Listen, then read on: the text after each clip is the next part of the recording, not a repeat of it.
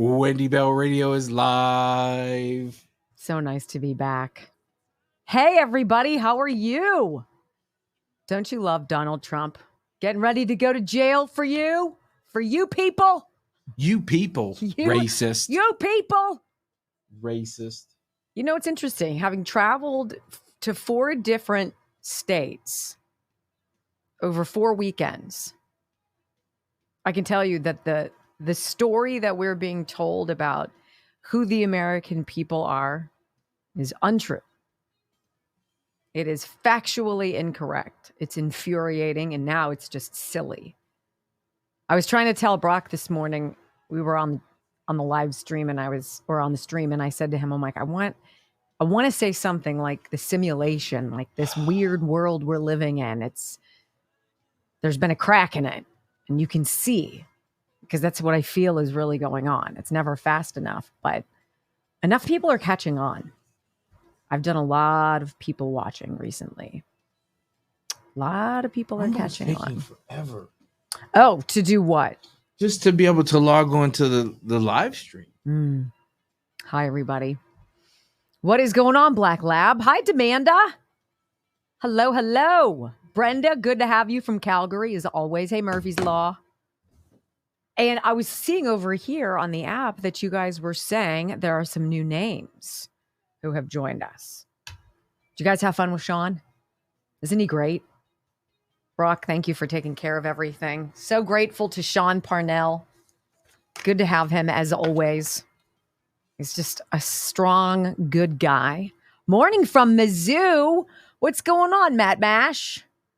That's what I'm talking about. Mizzou. Yes. Hi, Sherry Shearer. Hello, Stacy. And Novel and Uncle Dave. Hey, Jay Cycle. Good morning, Cuffy. How many people think we're going to get to 1,500 Rumbles before the end of the first? I will take what I get. How about that? That's what I'll do. We had rain here today. I've got a little frizz going on, so sorry. Got to deal with it. North Dakota, what's going on? Good to have North Dakota here. Sean was awesome, you said. That's wonderful. So glad. Hey, thank you very much for the kind words about my son. Just moved to Knoxville.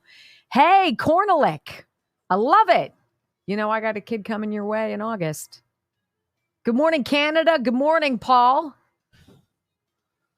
Good morning, everybody. I feel better. I'm back in my routine. Yes, you are a creature of habit. One would call you an old man, but you do. I do. I told him if he wore shorts and dark socks up to his knees and maybe some sensible shoes. Sensible shoes. Maybe orthopedics. Whatever Joe Biden would wear, you should probably get some of those. Maybe some Velcro. A cardigan. Cardigan would be good. I just like things the way I like them. I like your 4-score top. Shirt. Yeah. Men don't call them tops. Sorry. No. It's a work shirt. It's a Dickie. Is that what it's called? It's the brand. Oh, I didn't know that. Well, it's good to be back, you guys. I will freely admit I am running on empty. Yeah, you got in late. Yeah. So I went to bed about 11. I was prepared. Well, we had done some chatting yesterday, kind of figured out where we wanted to go today. It's not a huge news day, which is good because the news we want to talk about probably deserves a little bit more time. And she did make a speech at the dinner, a little one, she said. Yeah. I don't know what it was about. I was not privy to the speech. The boys all looked at me and nobody giggled and nobody rolled their eyes. It was brief, probably less than a minute. Wow. The way a toast should be. And then we had graduation. I'm sure these stories will come out through the course of the week, but graduation shouldn't everybody? Graduation shouldn't be political, should it? Oh gosh. Should not be political. What do you mean, where is everybody? We only have 3,800 watching. It's slow. And then something happens and then it goes whoop. Uh-oh, we're an editor's pick. Ooh. Just popped up. Good morning. How you doing? If you are new, welcome aboard. We've got 30 seconds before the show begins. Of course, we live stream the whole thing because who wouldn't want to see all of this, right? Wow. And to think, I thought I missed it here. Wow. Yeah, it's still stuck at 3871, which means something is wonky. Well, guys, thank you for being here. Oh, me too. I had to turn on the air thing this morning because it was a little stuffy. Sean must have cranked up the heat, baby. Wow. That's what I'm talking. 5, 4, 3, 2, 1. Welcome to your daily dose of facts to fight off the liberal gaslighting. You can be in the middle of a hurricane. You have sanctuary in the city of Chicago. Or you can be on a calm day. North is still north. You could be in a thunderstorm. I am angry. We are not going back. Not ever. North is still north. People can yell at you. The hell with the Supreme Court. We will defy them. North is still north. It doesn't change fundamental things. And in this business, right is still right, even if you stand by yourself. We don't get fooled again. No. Live across the fruited plain and from sea to shining sea, we're converting the Marxist left 1 hour at a time on the Wendy Bell radio program.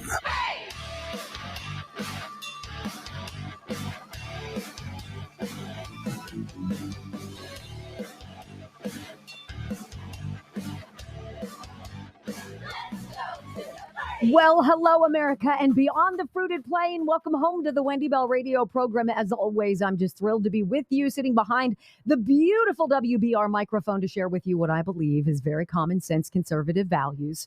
We deliver it every single day. Wendy Bell Radio Network. That's our app. Follow along on the live video stream. Join the conversation. Thousands of people do every single day. Plus, 2.5 million of you have gone out and downloaded the Wendy Bell Radio podcast onto your phones. Thank you. Join us. It is an army. It is a movement because, after all, we have a country to save. So if you're new, even if you're not, welcome home. I pledge allegiance to the flag of the United States of America and to the republic for which it stands, one nation, under God, indivisible, with liberty and justice for all. Amen. You know, this has been a very unusual past 4 weeks for me individually. I've been out of state every single weekend for the last 4 weeks. I've been to Delaware. I've been to New York. I've been to Tennessee. And over this past weekend, I was back home in California, in Los Angeles, to watch my son Jack graduate from Loyola Marymount University. And there are going to be all sorts of stories I'm going to share with you in the days ahead, I am positive. But this whole idea of travel, you know, it's one thing when you drive somewhere. It's a whole different ballgame when you got to figure out what you're going to pack. Got to squeeze it all in a bag. Hope it's not too heavy. Get the kids ready to go. Get in the car. Oh, my gosh, park.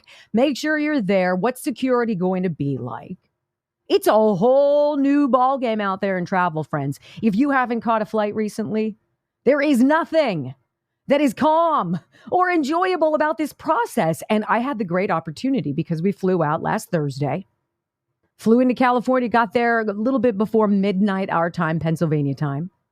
And then flew back last night, finally got to bed around 11 p.m., our time as well. They have sucked the joy out of so many businesses in our country. You know, I've watched it with my husband, who's a doctor. I've watched the disintegration of medical care, of health care, of being a good doctor, of being a leader in the community, the crumbling of that great institution, the medical institution in general. It's wild. Thanks, Obamacare. I've watched it with teaching. I've certainly watched it with journalism. I mean, this is my field. Been a part of it for 3 decades and counting. But to watch it as a customer, as a passenger on an airplane, and the whole process, getting to the airport, dealing with this, going through TSA, all of that, nobody is happy. Nobody is smiling. Nobody's happy to be there. And it seems as though what used to be a joyful and exciting experience to go travel, to go somewhere, see something new, have a change of scenery, a change of pace, is a pain in the neck. It's crazy. Everything that could go wrong went wrong on our flights. We're flying to Dallas from Pittsburgh, land in Dallas on Thursday, find out our flight to Los Angeles from Dallas has been randomly delayed for 4 hours. 4 hours is a long time. There's nobody there to be like, hey, we've got you covered. It's not a big deal. We got another flight coming up. Why don't we get you on that flight? Leaves at 8. No, you have to go. And you have to hunt and peck and advocate and browbeat and move things around and wheel and deal. And you feel like, right? You're constantly on edge. Finally, as we're coming back yesterday, our flight is canceled in the middle of the night. We're sleeping and the flight basically gets canceled. And they book us from an 8 a.m. flight to one that leaves at 7 p.m. that evening. I'm like, how do you just do that? How do you just wave a wand and poof, there goes a flight. Nobody's really trying to work on your behalf and you are left scrambling. Ladies and gentlemen, this is not an industry anymore for people who are not technologically savvy. I'm not. Thank God my kids were with me because they grabbed my phone and they're like, all right, let's do this. But watching the people. So we got rerouted. We got stuck in Charlotte last night and we had to change gates, go to a new gate, getting ready to board, and there's a delay. There's a maintenance delay. Come back and check with us in an hour. In an hour, people in the area were getting so upset and we were getting zero guidance from the gate agents. You could tell they were miserable. They had gotten very little information themselves. And of course, there were like, 250 of us who were like, just give it to me straight. Am I getting home tonight? Are you guys going to cancel this flight? Are we screwed? Do we need to find hotels? What's going on? Gate agent had nothing. Super upset that people were getting persnickety with her. I'm like, all we need is communication. All somebody needs to do is take that microphone and say, ladies and gentlemen, flight 556 en route to Pittsburgh. We got guys on the plane right now. They're fixing a computer. We know that you want that computer to be fixed before we get on. Guys are telling me it's going to take 30 to maybe 45 minutes. Hang tight. We'll give you an update in 30. If we hear anything other than that, you'll be the first to know. Done. Issue over. Everybody can mill around. All right, now I'm going to go use the ladies' room, right? I'm going to go get a bottle of water, whatever. Instead, it was radio silence. And as we asked, there was stonewalling. It's so indicative of where we are in this country with this president, with this administration, where they want you to believe everything's fine, but you've been around the block enough times with these folks that you know it's not fine, and you're suspicious of every daggone thing that they say. So I'm looking around in the gangway area, in the seating area. There are some who are blissfully ignorant. They're chatting. They don't care what's going on. There are the frequent travelers, the business dudes who are looking at their watches. They're like, what's happening? Right? And everybody in between. All it takes is conversation. All it takes is communication. All it takes is someone standing up, being a leader, saying something. That's it.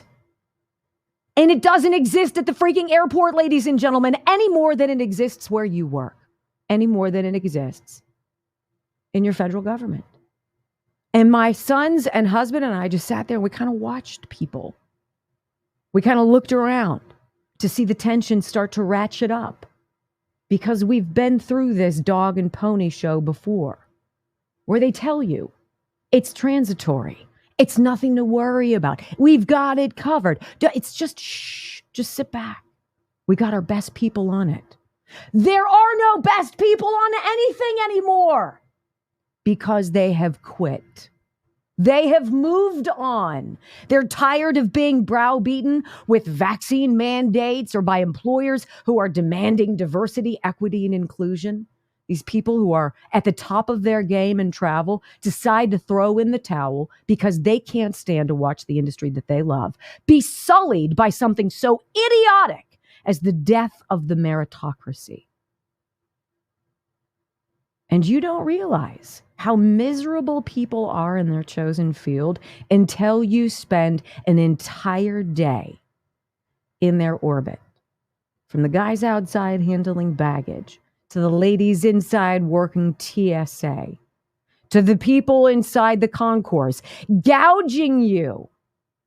We had dinner, TGI Fridays, 5 people, 5 drinks, 3 of them alcoholic, 5 entrees, $212. This, ladies and gentlemen, is not sustainable. There is a breaking point in every field. There is that come to Jesus moment where everybody looks around and says, what the hell are we doing? The planes are cramped. There's never enough space. The flight attendants are frazzled. They try their best to be pleasant. And by golly, do they work their tails off. They were on the end of their 6th 12 to 14 hour day straight by the time we caught up with them yesterday in Charlotte to fly home to Pittsburgh. So look, wherever you work, whatever your job, wherever your travels take you, you're going to see this. It is epidemic. It is about making everything unaffordable, inconvenient, and absolutely miserable. Period. There is great hope, though, I will say. There are those people out there who are in it for the right reasons, who see what's on the horizon, right? And they're in the right positions. So where are you? Where are you in all of this? What are you going to do in the months ahead? Because, my friends, we have a journey ahead of us. And everywhere I looked in California showed signs that we are on the right path.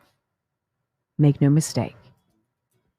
All right, when we come back, I've got to share with you a poll, okay? Joe Biden pretends that he is a Catholic when it's meaningful to him, when there's a photo op, when there's a reason to dive into his alleged Catholicism. Well, he's not going to really like the results of this new poll because Catholics aren't buying the crap that he's selling, right? I got the details from, I believe it's Rasmussen, coming up next on the Wendy Bell Radio Network.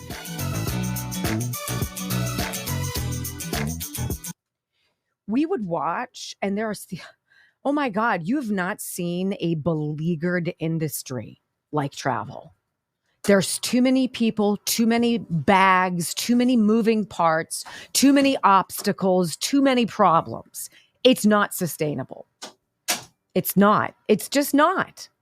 It makes it so unfun. You guys remember, I know a lot of you remember the golden age of travel, when it was like a highbrow classic thing to do, when you would sit down and there would be food. There would be a linen cloth. I remember this, a linen cloth. You were served with china and silverware, right? Now it's like, go spend $9 on a half of a tuna sandwich if you're lucky somewhere in the concourse. It's madness, not sustainable. I don't believe. I want to tell you quickly, let's see what I want to talk to you guys about. I want to tell you about my go-to. I've been telling you about Dr. John Lakey. He is the world-renowned Beverly Hills beauty expert who created this. Now, it looks like it's a syringe, but it's not. There's no needle. It's just, you just squeeze it, and this white glop comes out. And you're like, what's that all about? Well, they call it basically Photoshop for your face. Brock likes to call it magic eraser because it does wonderful things to wrinkles. I put some on my finger, and I go like this, where it's, you know how you get that gap under here, right? Dark circles and everything. And I let it dry. And 10 minutes later, there's undeniable benefits, okay? So this used to be what he invented, used to be for the stars, for the lifestyles of the rich and famous. Now it's available to us. And you're going to want to get this. Get to BHMD1.com/Wendy. Beverly Hills MD is what that stands for, the number 1.com/Wendy. Watch the video, which explains what this is and why it works. And you'll be like, oh my gosh, might be a great idea to get mom for Mother's Day or you. BHMD1.com/Wendy. Fantastic. Would not live without it. Period. For Bill on the app, Oh. for 5 people, that's actually not too bad. That's like $40 a meal. At TGI Fridays? Are you serious? Wow. I gagged. Gas in California, $5.69. I would have dined and dashed. $5.60. No, you wouldn't have. You would have been ravaged. Ravaged. $5.69. Everything is expensive. Like, we went to the bar just to Have a hazy. $18. A beer. Yeah. Whew. I'd have had to do dishes. Thank you. Here's what I think about traveling. Uh-huh.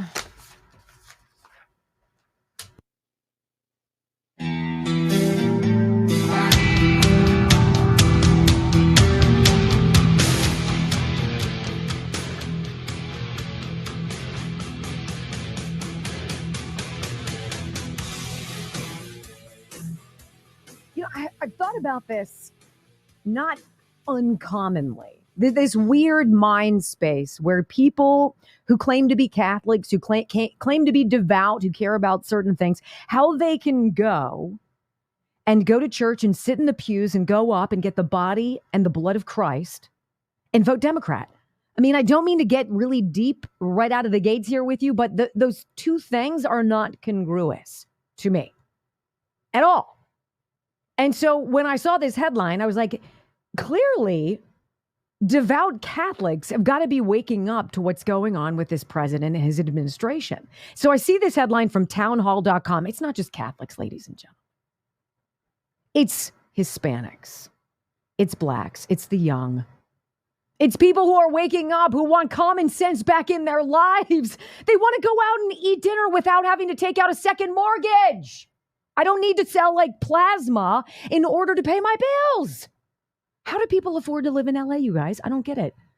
We were there driving around looking at the prices, gas. Some places $6.29 a gallon. I thought I was getting in cheap for $5.69. What? In addition to every other tax, every surcharge, every community excise, everything. At some point, like college tuition, they're going to price a generation of future Californians out of the market. Well, this devout Catholic thing, townhall.com, listen to this. Supposedly devout Catholic President Biden ain't going to be too happy with these poll results. Lots of poll numbers to share with you today. It's been busy. It's no secret Joe Biden and those close to him are very concerned with his poor standing in the polls all over the place. Former, and this is what you're hearing in a lot of these sources. People are saying possibly the future president. Possibly. They're making it more normal. They're making it more, this is coming, right? They see this lead that Donald Trump holds overall, and the national polling today, Trump plus 10. Are you out of your minds? Well, this is very interesting. This is Pew. I thought it was Rasmussen. I was mistaken. Recent poll, Pew Research, now finds that Catholics support Donald Trump over Joe Biden 55 to 43%. 8% swing. 8% for Donald Trump. Pew Researchers' write-up highlighted how voters' views of Trump and Biden differ sharply by religion. I was curious by this. Wait, what? Well, Trump's lead among white Catholics, very strong in that he has the support of 61% of white Catholics. Trump enjoys more support over Biden when they go to church regularly, whether they go to church regularly or not. Among white Catholics who attend church monthly or more, Trump's lead over Biden is 64 to 34%. Among white Catholics who attend church less often or never, he still leads by a whopping 19%. Isn't this interesting? While Biden has more support among Hispanic Catholics, it's only a plurality. And again, it's kind of narrow. 49% of this group supports the current president compared to the 47% who support Trump. Who's Joe Biden winning with? Where are these 81 million people we were supposed to never question? Where did they go? Or did they never exist? Well, you know the answer. Now, these results are telling, especially when it comes to the bad news it spells for the deeply unpopular incumbent President Biden.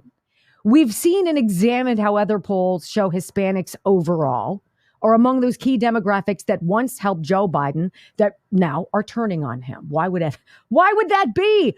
Great replacement, ladies and gentlemen. People who have come to this country lawfully, who work their tails off.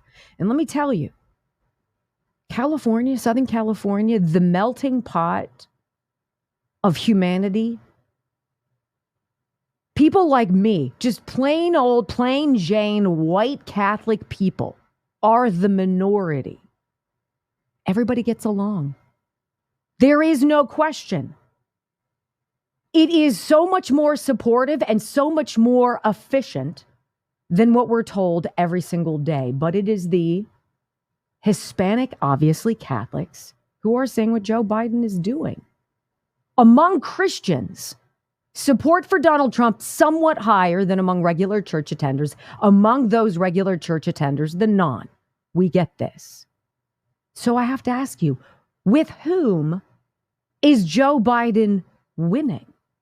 Who can he count on?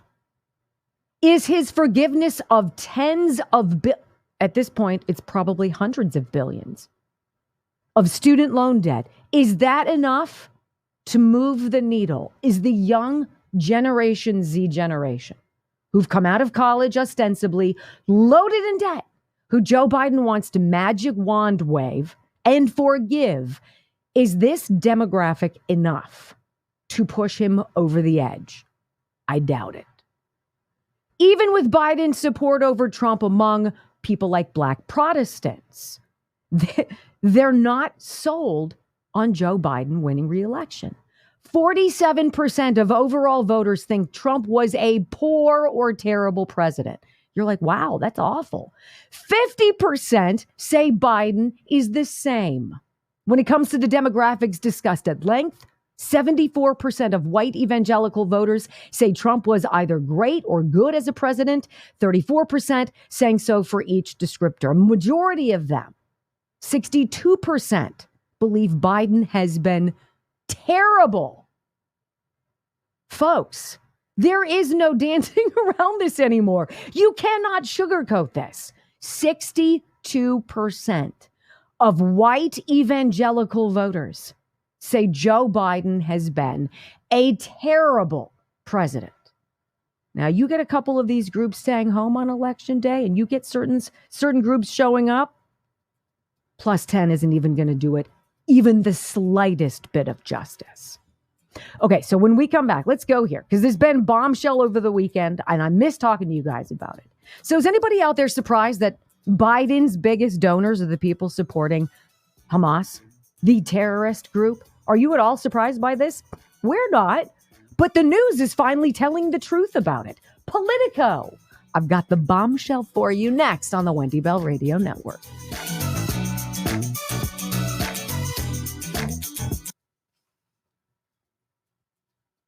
Are you hot?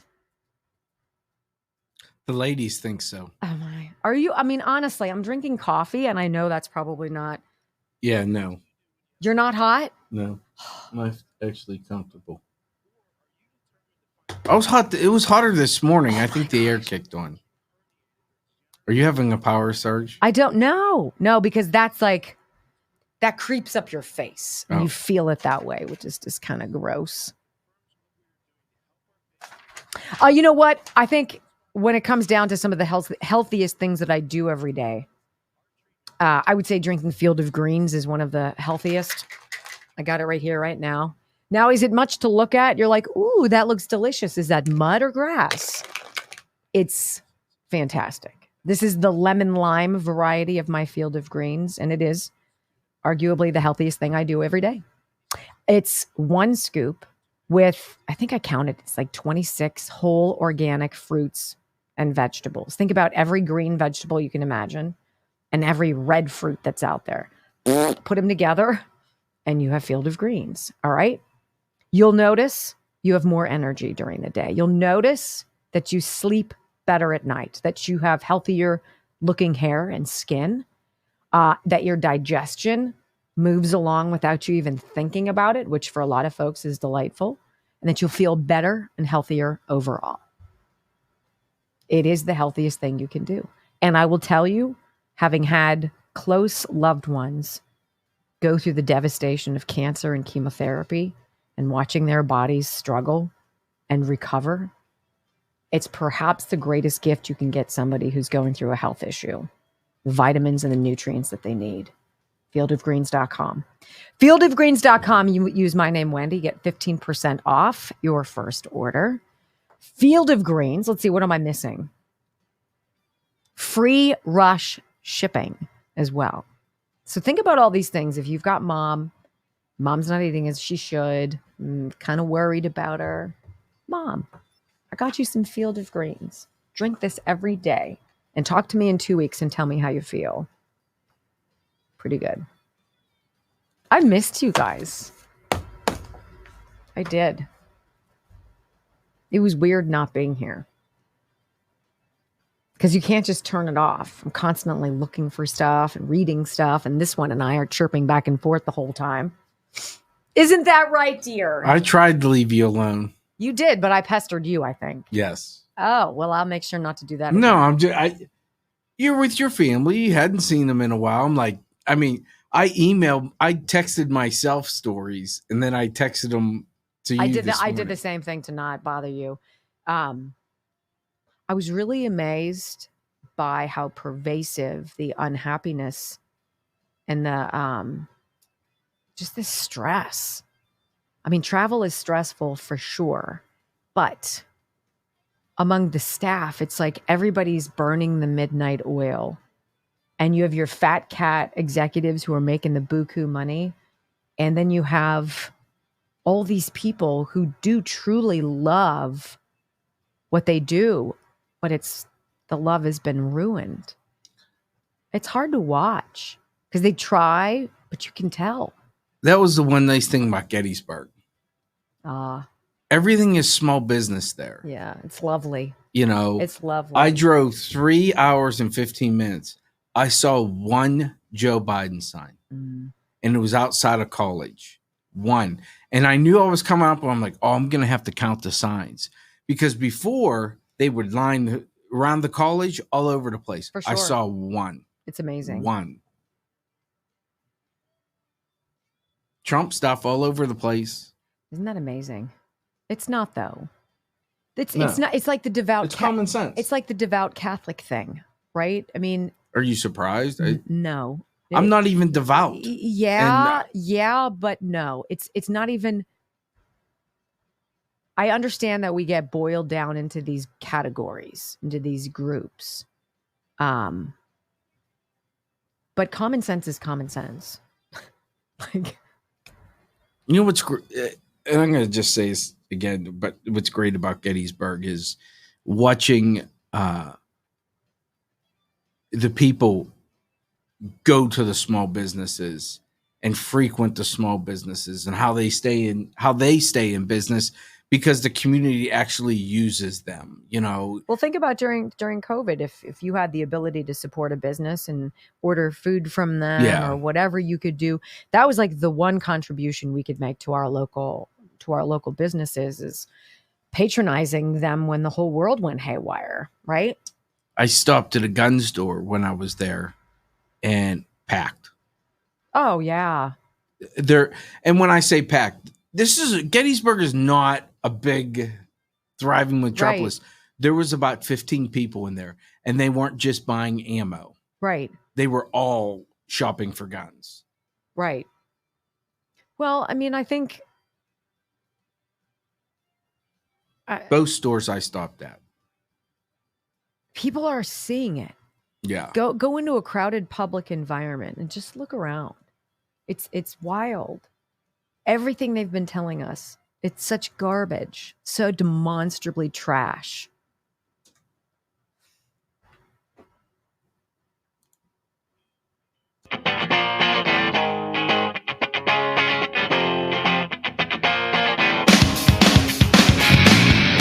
It can be really frustrating to be on the side of common sense, to have seen everything these last several years, that COVID and lockdowns and crazy and madness, and how many people we love and people who we respect, who literally lost their minds, who awakened us to like, what?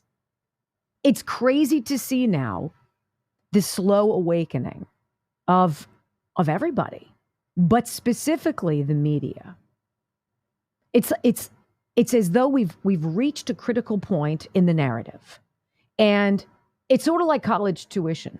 It reaches a point where it's no longer even remotely tenable. You've made it so obnoxiously expensive. You've made it such a poor experience with professors who are activists masquerading as educators, that a lot of parents and students now are like, it's not worth it. So you're going to see record drop-offs in college admissions, record drop-offs in admissions. Just going to be that way. I mean, in people who are actually going. We're seeing this awakening of so many of these narratives that we've blown apart for years now, and we're criticized for, right? How many times have I been called a conspiracy theorist? How many times have I been fired for sharing what I believe is our God-given right to ask questions and to be like, wait a minute, this makes me feel a little weird. Anybody else out there? Fired, or how dare you? That's the big lie. You must be anti-vax. You only care about your 401k. And Brock and I would sit and look at each other and be like, they're joking, right? Everybody sees that this is a con, that we're part of one giant like simulation, and it's a money laundering operation. That's all this is. How much money can people on the left and people in the uniparty make during Biden's term in office, right? Before America is either bankrupted or Donald Trump is reelected. That's sort of where we are. So when Politico comes forward, right? And they're like, breaking news, these campus protests aren't as organic and spontaneous as we thought. No, duh! Where you been? It's almost as though they know a torrent, a cascade, a waterfall, a tsunami, whatever you want to call it, of truth is coming out. And they want to make sure they're on the right side of it. I'm sorry. These are the same clowns, Politico, New York Times, Axios, Vice, all of the publications of old that have folded because they suck. You can only lie for so long. So I saw this headline over the weekend and was like, that's rich. Here you go from Politico. Pro-Palestinian protesters are backed by a surprising source, Biden's biggest donors. Are you guys all really like, what? That's crazy. I could never have put that together. You mean like the virus, which was created in a lab with our money that Fauci lied about, Peter Daszak, worked as the middleman for, that they then dropped on the public to inject us all with a gene scrambling elixir moneymaker that created a whole host of new billionaires, why people, got sick and many died. Oh yeah, like that. This is interesting. It's not that they're saying it, but it's that they're saying it, right? So here you go. President Joe Biden has been dogged for months by pro-Palestinian protesters calling him Genocide Joe. But some of the groups behind the demonstrations receive financial backing from philanthropists pushing hard for his reelection. Get out! Is this sort of like he really didn't get 81 million votes? Right? Is this sort of like in Pennsylvania when I went to bed on November 3rd, 2020, and Donald Trump was up by like 670,000 votes. And then I woke up and he had lost by 80,555. And we were supposed to be like, oh, that happens all the time. Please. So the Pritzkers, the Rockefellers, Bill Gates, who else? George Soros. All these people are funding these groups. Get out. That's not the valuable part. The valuable part is that Politico is telling the truth about it. Why is that, pray tell? Two of the organizers supporting the protests at Columbia University and on other campuses are Jewish Voice for Peace and If Not Now. Both are supported by the Tides Foundation, which is seeded by Democratic mega donor George Soros and was previously supported by the Bill and Melinda Gates Foundation. It, in turn, supports numerous small nonprofits that work for social change. Now, the same way, I look at Democrats, or rather Catholics, and say, how is it that you can be cool with some of the radical ideology of the communist, socialist, Marxist left, as in full-term abortion, or as some wackos in California want, abortion or infanticide, especially after the child is born, up to being a toddler? You know what? Just take the kid out. Ew! How do you go up and reconcile getting communion and voting for people who support that? Same question. How do you vote Democrat when you find out that it's the mega names in the Democratic Party who hate Jews, who are for the terrorist thugs who killed 1,400 of them in a day on October 7th? How do you reconcile that? Because that's a conundrum I can't settle down with. Well, now Politico says we should probably talk about this. They reached out to George Soros, who declined to comment, of course, but a spokesperson with the Open Society Foundation, of which Soros is the founder and chairman, said in a statement that it has funded a broad spectrum of U.S. groups that have advocated for the rights of Palestinians and Israelis, bullcrap, and for peaceful resolution to the conflict in Israel.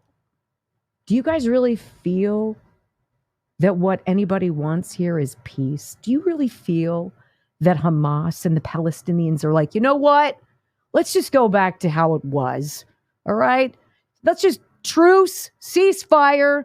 Let's forget about it. Everybody's cool. We'll shake hands and go back to where we were. No. That's clearly not what's going to happen. And this headline is particularly intriguing to us on the heels of this from redvoicemedia.com. Headline: Biden's FTC chair tied to Marxist group supporting Columbia anti-Israel encampment. Who's surprised? In a recent revelation, it's come to light the Democrat FTC chairwoman Lena Khan has ties to a Marxist organization called the Law and Political Economy Project. The LPE project has actively supported the pro-Palestinian protesters involved in the encampment at Columbia University. And we're also finding out, ladies and gentlemen, that these are, of course, not spontaneous. They have been planned. They have been training. They have been coached for months. Months! These quote unquote student groups. And how can you say that the FTC chairwoman is an advocate of Marxist ideology, ladies and gentlemen? Hasn't our country gone through that enough? I think the reason why Politico is telling us some semblance of truth is that they know that the jig is up. That all of these disgusting ties to ideologies that are strictly antithetical to how we feel as Americans about this constitutional republic, about our rights, about our values. These people have infiltrated our government for years. It's just now that I'm at least seeing the light. How about you? So we have this story, of course. Not a surprise, George Soros, Bill and Melinda Gates, the Pritzkers, the Rockefellers, the Soroses, giving money to these organizations, which, by the way, pay protesters. Did you know that this is the new grift? This is the new service industry. Made to order on a dime for you, agitators. $500 a day some of these people make to go stir up trouble on all of these college campuses. Surprised? Of course not. Anti-Israel students have allegedly been trained by terrorism-linked networks for months. Are you crazy? No, not at all. Red Voice Media says anti-Israel protests at universities here in the United States, allegedly receiving support and training from these left-wing groups and activists with connections to terrorism, according to a report by the Wall Street Journal. So wait a minute. This is wild. Later in the show, we're going to tell you about the New York Times cracking the door to the conversation about vaccine injuries. Isn't that rich? Those of us who just wanted to ask the question were doxxed, canceled, demonized, fired. And now all of a sudden it seems like it's cool to talk about this. The same way it's all right for the Wall Street Journal to open the door on this one. The report highlights how groups such as National Students for Justice in Palestine and this other solidarity network have been involved in providing consultation, training, and planning for protesters all across our campuses. It was fascinating, I can tell you, being on the campus of Loyola Marymount University on Saturday. We're all sitting there, beautiful on this beautiful grassy lawn. It's a great backdrop. It's a Jesuit university. My son is in line. He's got his stole on. He's all ready to go. We sit down. The president of the university gets up to welcome everybody, and protesters started chanting. I looked at my family and we're like, oh, hell no. There was, I will just say, a swift and devastating takedown of that on the campus of Loyola Marymount University. But this is going on all over. Our children are the next clone troopers, don't you know? And they receive their marching orders and their uniforms on college campuses all across this fruited plain. Politico starting to talk about it. The Wall Street Journal getting a wind of it. What? Little too late, don't you think? I'd say. When we come back, I want to talk about this. Remember how the Daily Beast, it was just 4 days ago, when we were connecting like Soros and this campaign crap, they told us that was fake news. I got to go back in time and read you this story, folks. It's wild. Next on the Wendy Bell Radio Network. Why now? Why now? Why now are we starting to get real stories about election fraud from 2020? Why now are we hearing about elections officials sort of being held accountable for their failures in 2020? Why now? When does the January 6th insurrection narrative crack? Who'll be the first one to do it, I wonder? It's fascinating to watch them do this. It's not like we didn't know. The Simkovich Concussion Institute. I had an episode with one of my nephews over the weekend. Had a terrible headache, and I guess he's been suffering from some pretty bad headaches. And I wanted to be like, oh, I wish you lived in my zip code, because I have a friend who is so amazing, and he does things for folks with traumatic brain injuries. Even if you don't have an injury, if you suffer from chronic migraine headaches, takes your life joy, flushes it down the toilet, right? You don't have to go through that. Dr. Simkovich at the Simkovich Concussion Institute can help you.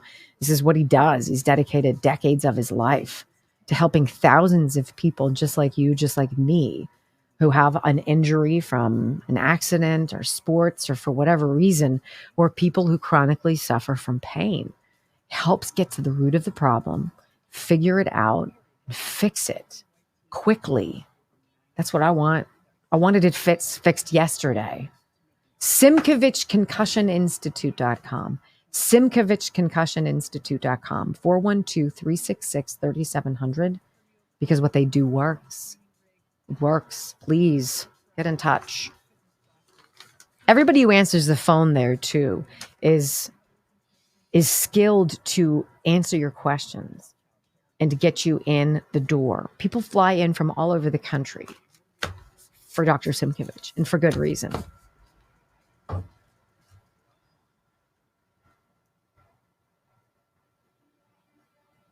All right.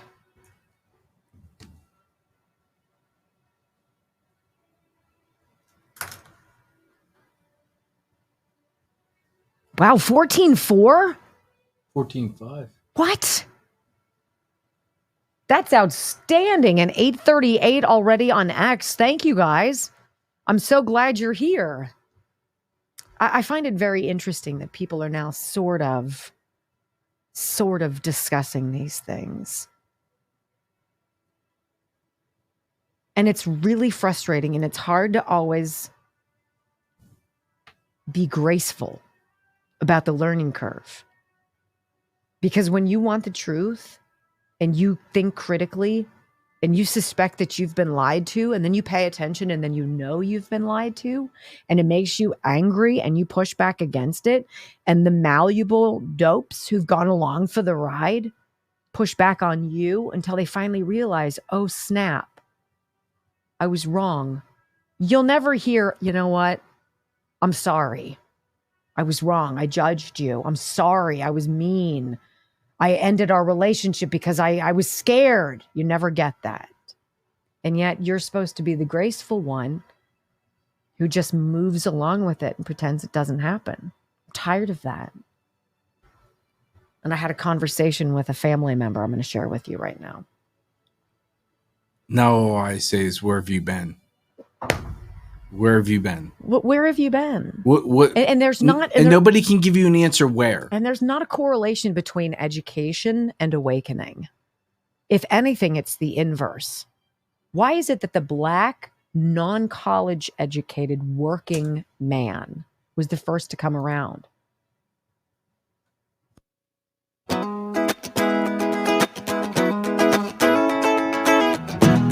It's frustrating. And I was just saying this to Brock in the commercial break. It's frustrating when you have been on the side of doubt, of prove it, of critical thinking. What happened to so many people's ability to think critically and rationally for themselves, to embrace that God-given gift, which I think we all have at conception, called common sense?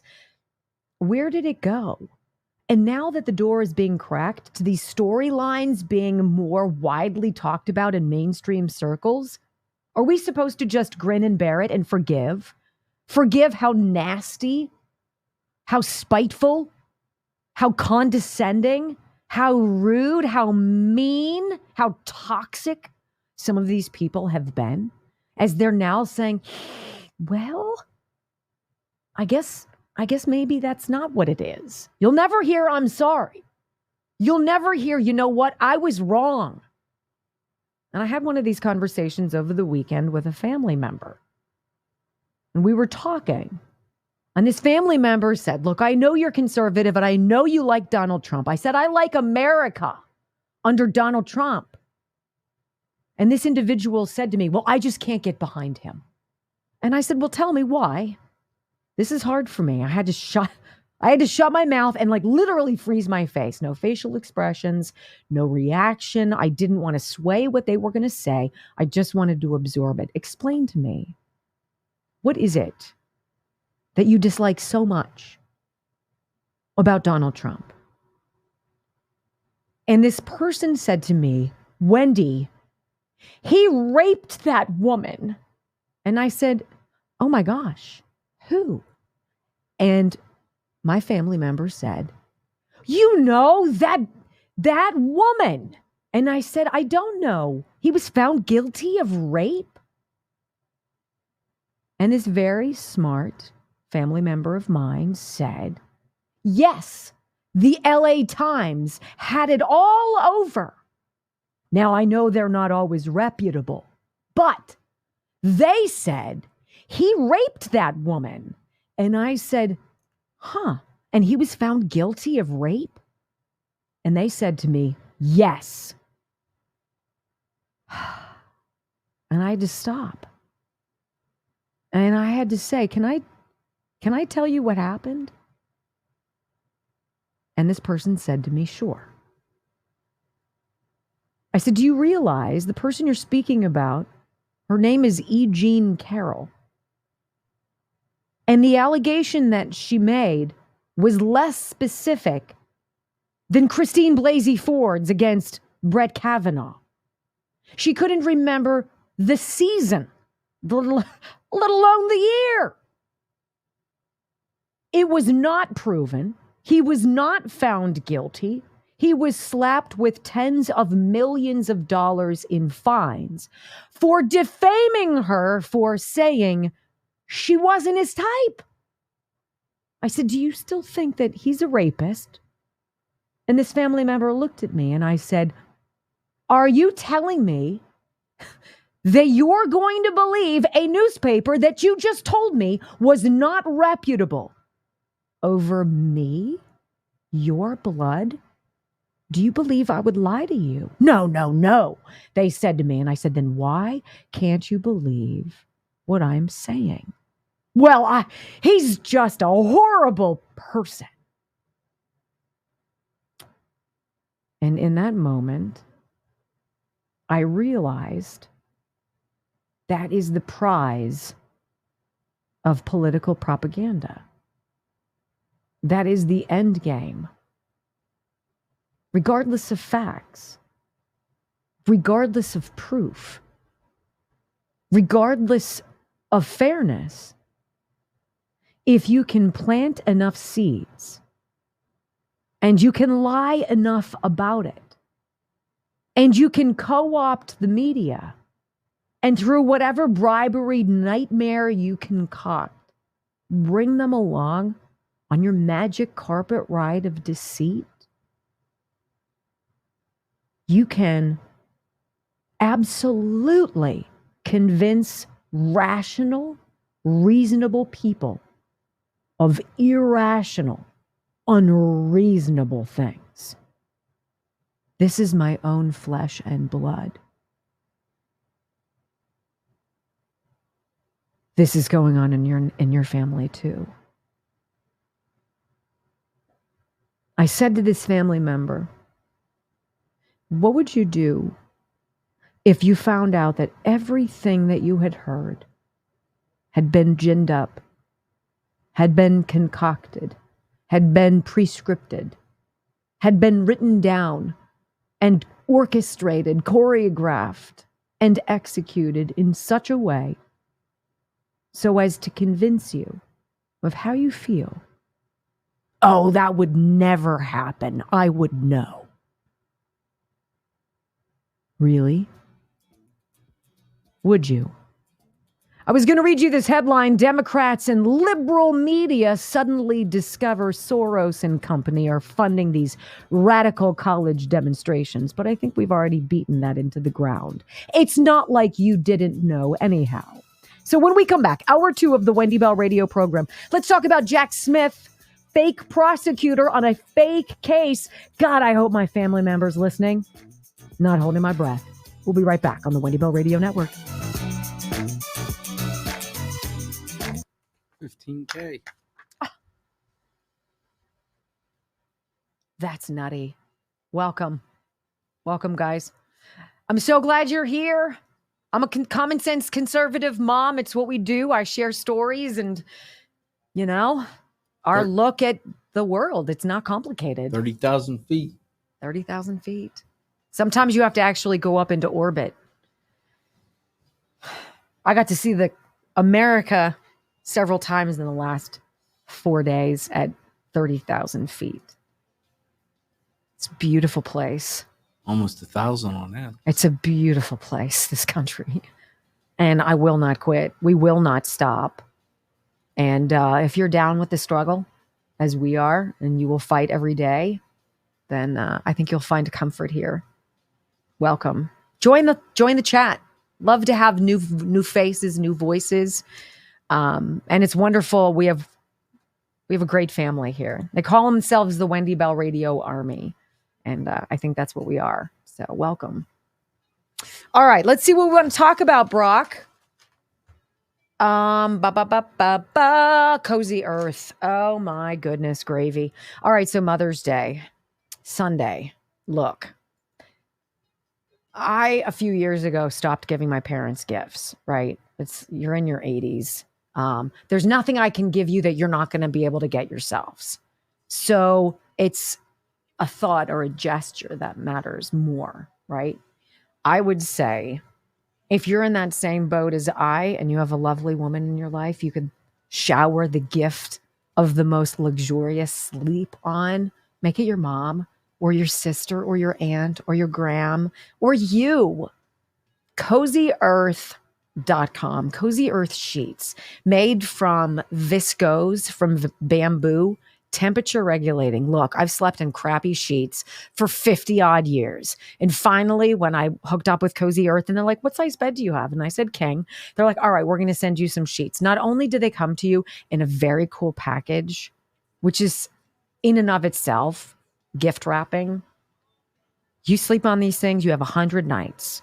You don't decide at the end of those 100 nights that it's the best sleep you've ever had.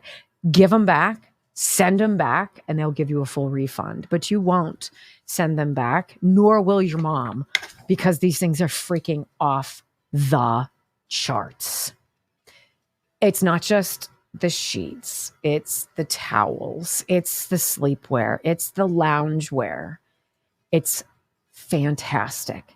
It's luxury at your fingertips, and you will never sleep on or in anything else.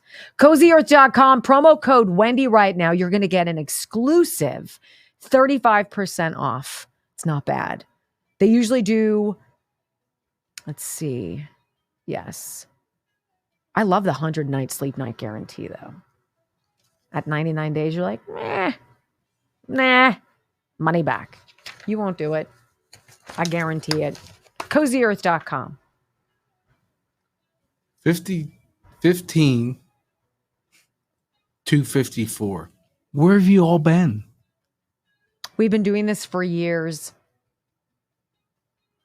And we're just delighted that you're here. This is the biggest number we've ever gotten. Yeah. 15.2. 2.51 in the first hour.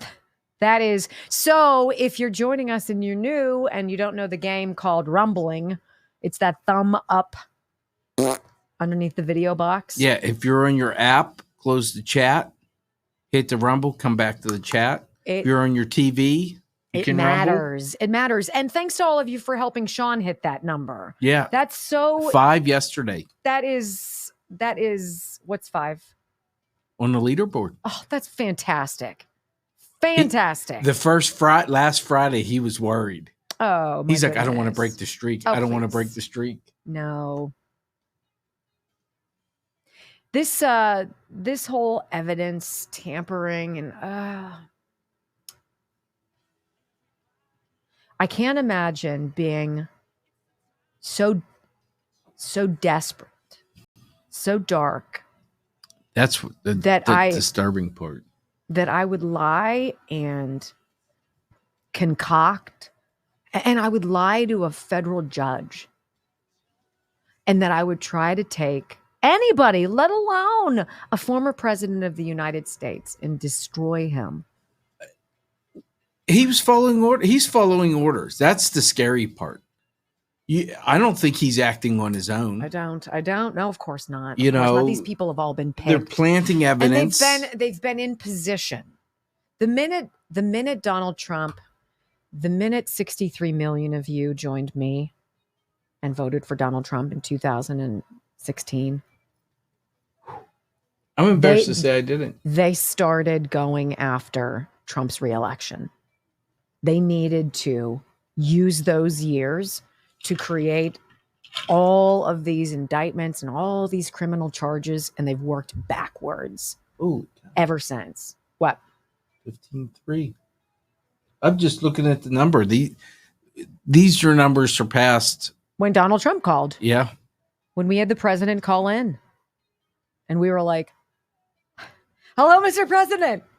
Brock answered the phone, and he thought it was going to be one of I answered at Wendy Bell Radio. Yeah, one of these handlers or whatever, because that's what happens, right? Hi, this is Donald Trump.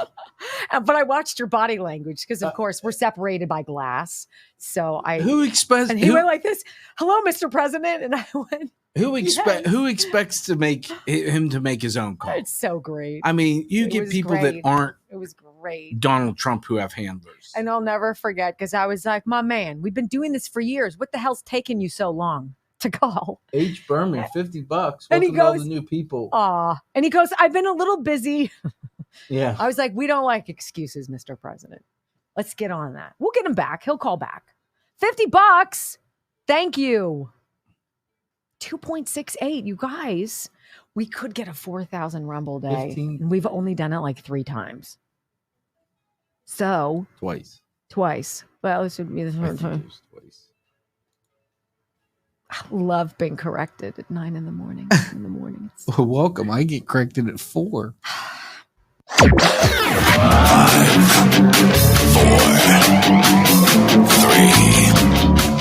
2, 1. Wendy Bell. Inspiring solutions to save America, one show at a time. Are you ready to get on board?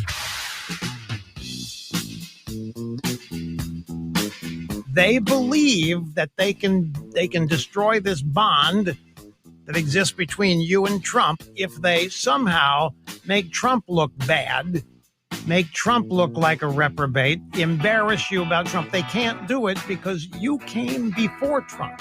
Desperately want Trump gone, and I know that they desperately want it codified, that Trump cannot run again, because make no mistake, they remain scared to death of you, and they remain scared to death of Trump. Trump, 75 million, 80 million votes. And I'm going to tell you, you're not going anywhere. Even if Trump does, you're not. Which I think remains one of our big campaign strengths going forward.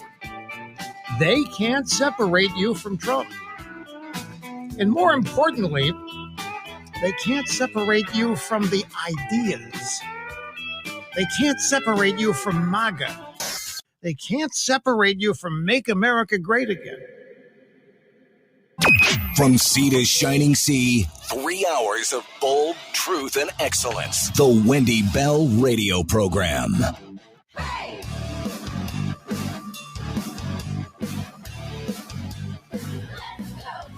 Hey, welcome back. Hour number 2 of the Wendy Bell Radio Program is officially on the clock. Welcome to all you podcasters. Those of you who have downloaded, 2.5 million of you have downloaded the Wendy Bell Radio Podcast.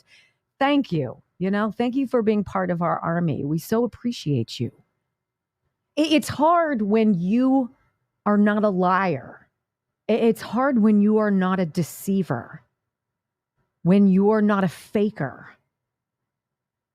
To imagine other people being that way. And I think that there is this reluctance, and it's a period of time where you doubt yourself and you're like, no, it's not. I mean, honestly, COVID, that couldn't have been a bioweapon, could have been. And then you start looking around a little bit and you're like, bozo, hello. And then you start seeing things. And once you start seeing things, you can't unsee things.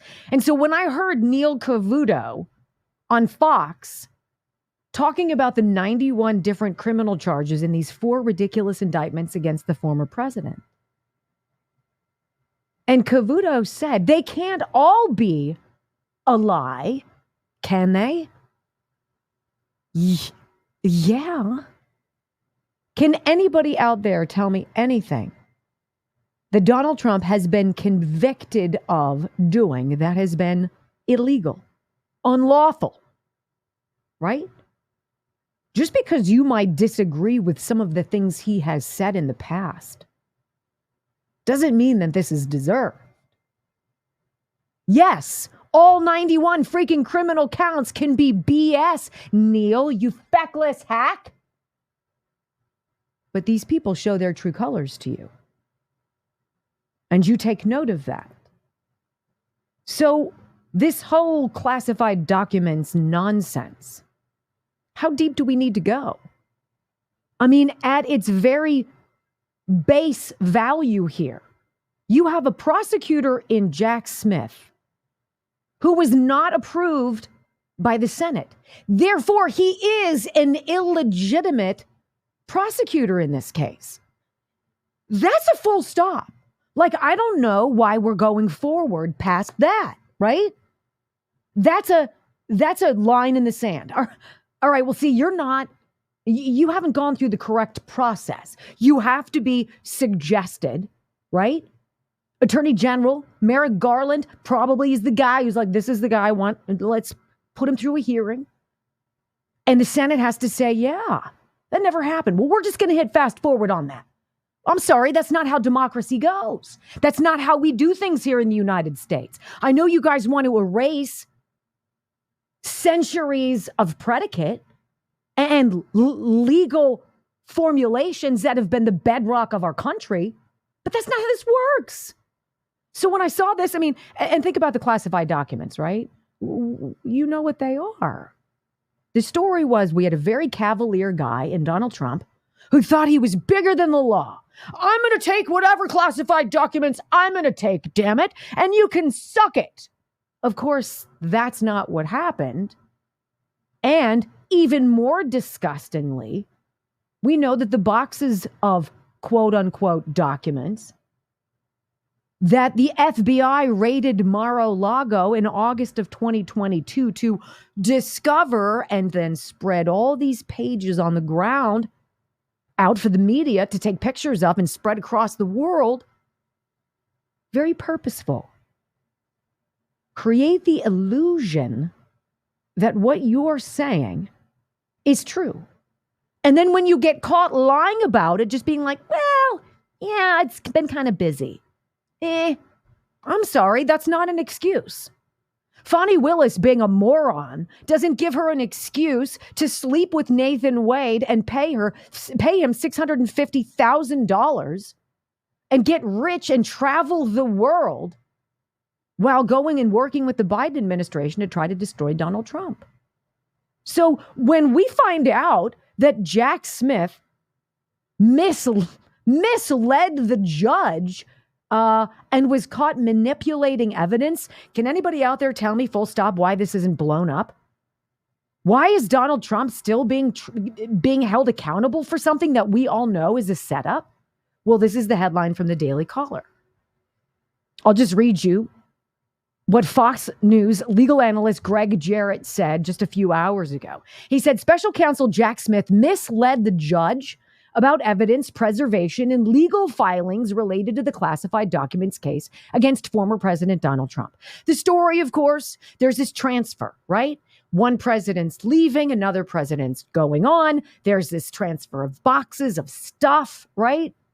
And then you've got to have a period of time to go through your stuff as a president and figure out, okay, this is the memorabilia I want. These are the documents that are mine.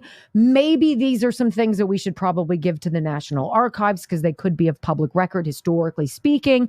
And there's that dance. You have this communication. And it takes time, 12 months to 18 months, whatever it is. They gave Donald Trump like 7 months. And then they called and they said, hey, we found some boxes of yours with the general whatever, some White House office. We found some boxes, got to ship them to you at Mar-a-Lago. We can't have them. We're going to send them to you. And then they send them these boxes. And then what?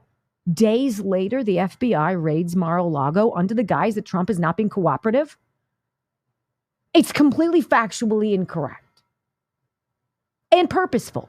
And then you know the famous photograph, right? It's the picture of all of the documents on the ground, to which Joe Biden on 60 Minutes shook his head. Oh, how irresponsible. That man is so irresponsible. Meanwhile, that jackwagon's got freaking classified boxes upon classified boxes in his garage. And he's telling his ghostwriter in 2017, yeah, I just found some top secret stuff. I wonder what I should do with it. I don't know. Right? So Smith admitted in a Friday filing before U.S. District Judge Aileen Cannon that evidence had not been properly maintained by federal investigators following the August 8th 2022 raid on Mar-a-Lago, the Florida estate owned by the former president. Jared said that the admission by the special counsel that evidence had not been preserved in the condition it was seized and that the court had been misled was no small matter. He said this: prosecutors have a duty to preserve evidence exactly as it is seized. Jack Smith's special counsel admits now in court documents altering, manipulating evidence against Trump. The digital scan of documents does not match the physical order in the boxes that were seized. Guys, how is this any different than the election of 2020? We would like to review your routers. You wanted that? How about your chain of custody logs? Oh, we didn't save those. Well, how about all the ballots with the signatures? Oh, yeah, we didn't save those either. Isn't it all so darn expected? It's like, oh yeah, we didn't keep visitor logs at the Penn Biden Center. Oh yeah, we don't keep visitor logs at the president's 2 homes in Delaware. Why would that be? Where are all of your January 6 documents? All of the transcripts, the video transcripts, the testimony that people provided? Oh, we didn't. What, you wanted us to keep that? I'm sorry. We deleted that. What? Like wipe it with a cloth? Bleach it? Doesn't it all seem so predictable? So predictable. The documents they said Trump had, they shipped to him and made him take to then go raid his home, to go rifling through his belongings, and to create red, yellow, and blue cover sheets that said confidential, that they laid all over the scattering of papers on the floor to create the illusion that knowingly Donald Trump decided to take classified documents that had screaming confidential top secret markings on them, when in fact the FBI are the ones who put those pages, those slip sheets as they're called, on the floor. Staged, set up, pre-calculated, scripted. It's almost like January 6th, isn't it? Doesn't it seem so familiar to you? So let's go back to, what did Donald Trump do in this case? What did he do wrong? How did he break the law? How could he be on trial? What's the federal crime? When what you have is a deranged prosecutor who's not been certified to be the guy in charge of this case, who's now admitting to lying to a judge and tampering with evidence. Beyond that, I got nothing. All 71 charges can't be a lie, can they? Yeah, you think? When we come back on the Wendy Bell radio program, by the way, I have to connect some dots with Jack Smith and his wife. Oh boy. That and Rasmussen says Trump is up by 10. What? I've got it for you next. So you've got Judge Juan Merchant, whose wife worked in the Attorney General's office. And daughter. Right? Whose daughter is working with and has made millions of dollars off of Adam Schiff and Kamala Harris and Eric Swalwell and other people who suck. Doing what? Using their case against Donald Trump as campaign fodder and fundraising material. It's so disgusting. It's so disgusting. And I want to say to my family member, wake up.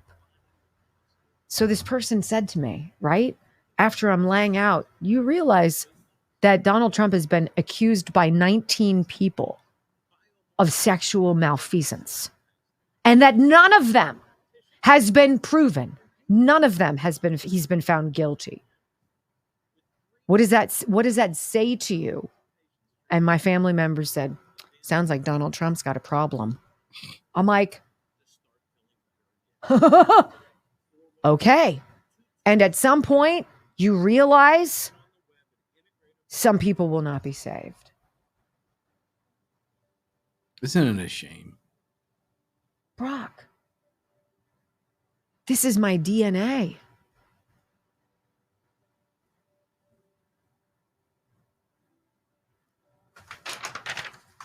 Kelly Morgan and Morgane's Fitness. I got to tell you, if we're not, and just being around in public, boy, we have fallen apart as a country. And it's easy to do. I get it. You know, after I had my children, it's easy to be like, I can't shake the baby weight. I can't get rid of this belly. Yeah, you can. You can. And it feels so great. I'm looking at Brock. I have no idea what he's down, but it's well past 12 pounds. I can see it here on you. I can see it on your back. I mean, it's really phenomenal when you see, and when you're the person who's losing the weight, or you're the person who's taking charge of your strength. And being 54 and walking out of menopause, because that was a fantastic experience, let me tell you. And going to the gym and taking action, your core strength, getting strong, learning how to use machines, learning how to eat, learning how to take care of yourself. It's huge. And Kelly Morgan at Morgane's Fitness in Somerset and Cambria counties in Western Pennsylvania. If you live anywhere near the area, stop in, check her out, see what she does. Get in touch. It matters. It makes you feel good. Nobody's going to make you feel good. Got to take charge. Morgane's Fitness helps you. MORGAINZ Fitness.com. You don't want to see her lifting weights, though. She's badass. I gained 3 pounds when I was in Gettysburg. No, you did not. I did. So now you'll take it off. I already did.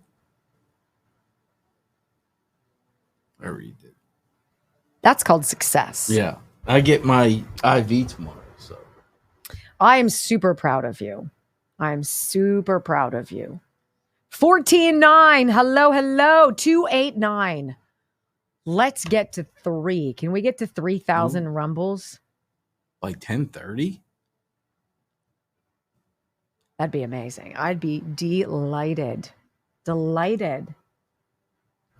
So much of these cases, it's like how much crap has to come out for people who haven't been paying attention to be like, think of this. This is so odd. How many has this happened to that can't afford it? How many plea bargains now have been taken? Call the January and just Sixers. No, I'm saying just in court in general. It's wild. You have to wonder about the whole system now. I don't disagree. It's gross. It scares me when you don't disagree.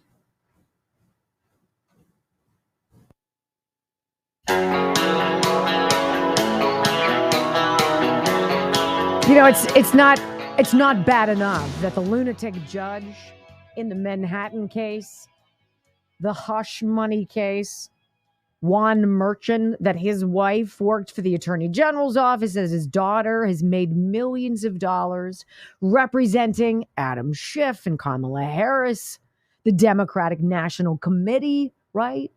Major conflicts of interest. I mean, in a huge court case. How about this? Jack Smith, his wife, worked on the Obama's film and donated to Joe Biden. How do you make this stuff up? The wife of special counsel Jack Smith is a filmmaker who produced a movie about former First Lady Michelle Obama and donated to President Biden's 2020 campaign. I mean, I don't have to dive into that for you because, quite frankly, that's not even news. That story is 2 years old. Just a little refresher.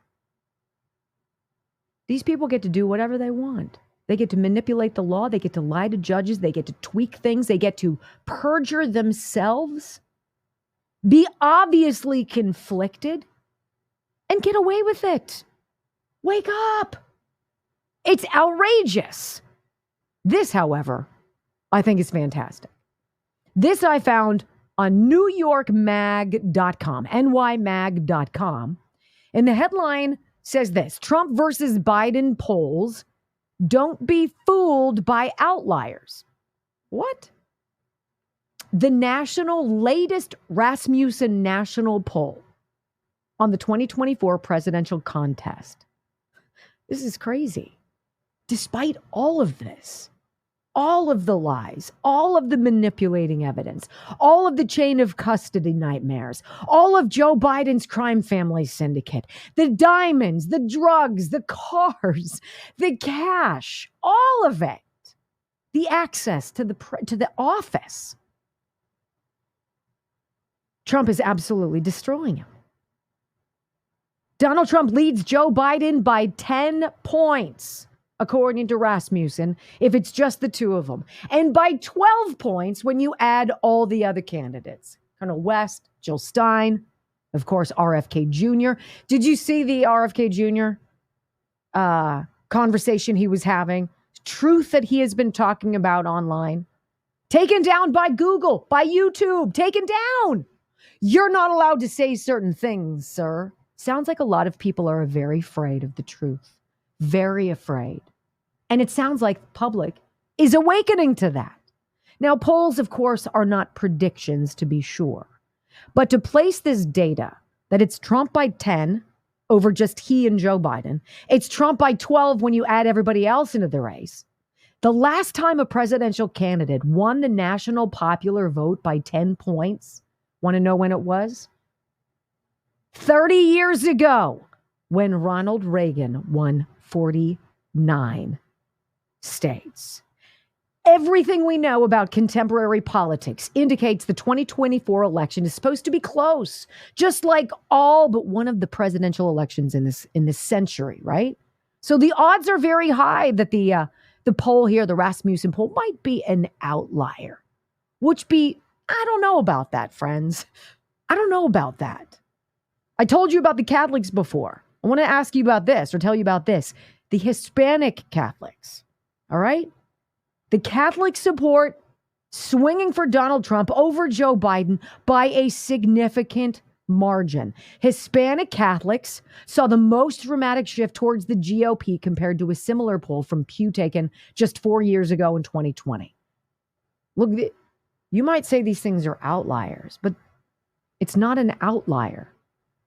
When you have Generation Z realizing that they cannot afford the American dream, it's not an outlier. When you're going to hear black men from Chicago saying, you guys better watch out before that DNC, that whole convention comes here this summer. Because this community is going to vote red. We are being replaced. It's not an outlier when Hispanic Catholics see exactly what's going on. That they're working their tails off. And people from 140 foreign countries are being shuttled into the interior of this country for them to work to support.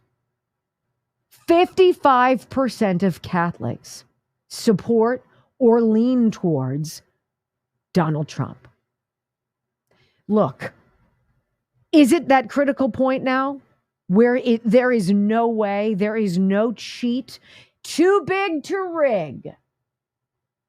I don't know. But when we watch Politico and the New York Times and Axios and the Wall Street Journal and even the Washington Post starting to dance around actual news that you and I have suspected for years, you know the jig is up. It's up. Hey, when we come back on the Wendy Bell radio program, I want to talk about this. New York Times and Chris Cuomo saying he's been injured by the jab. Bandwagon or reality? Interesting no matter how you look at it. Next on the Wendy Bell Radio Network.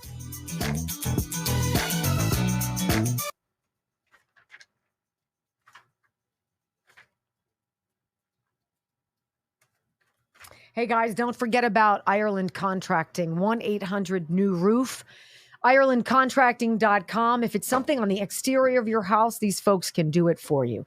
Roofing. They're an Owens Corning Platinum Preferred Roofer, which means they're the top 1% of roofers in the country, according to Owens Corning. It's not easy to do. They are a certified Pella window installer. And if you need whole house windows, and you're like, oh my gosh, how are we going to afford this? How about 36 months, 0% financing? Because that's what they're offering Wendy Bell Radio listeners. 0%, 36 months. Siding, roofing, windows, soffit, fascia, gutters, downspouts, all of the sexy stuff. Put in a skylight, put in a sun tunnel. Have Dan come out and fix your landscape lighting. Put some in. Put in a GFCI for a hot tub or a ceiling fan in your gazebo, whatever it is. 1-800-NEW-ROOF. IrelandContracting.com. So glad you guys are here. We've got 1,200 on X. That's giant. We have 14.8. Can you guys believe we hit 15? That is so cool. That is so cool. Thank you. So cool. I'm going to tell you, the lemon lime is the best Field of Greens flavor. Just saying. All right, once Brock comes back in, let's see where we three at 2:30. You guys, is this our day to hit 4,000 rumbles? I don't know. I hope so. So welcome to you newcomers. Thanks to our moderators for welcoming everybody and introducing them to the army. It's great to have you. All right, I'm going to go real fast too, Brock. I'll be right back. Okay. Oh, I need a new battery in here.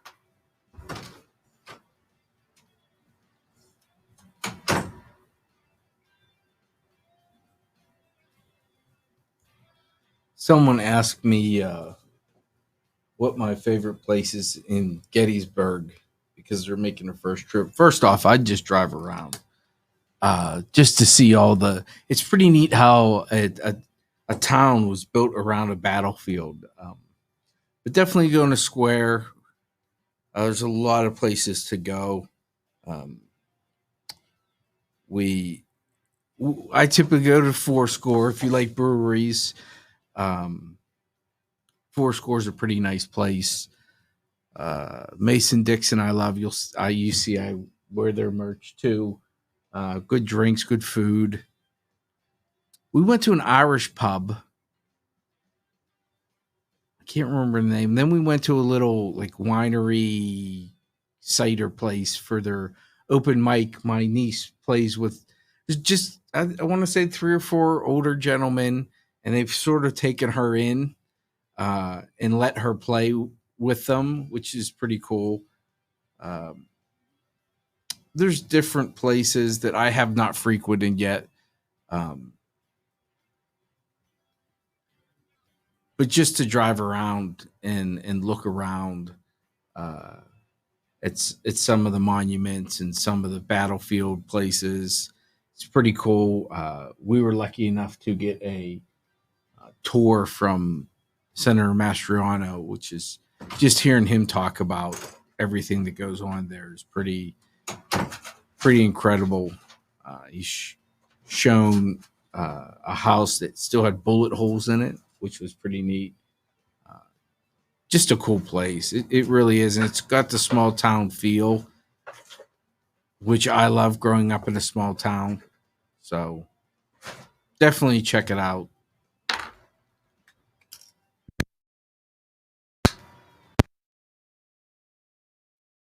Reed's Winery was where I saw that.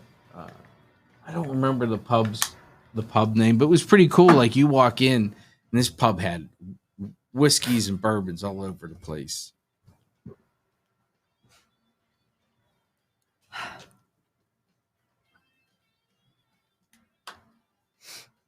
Oh boy.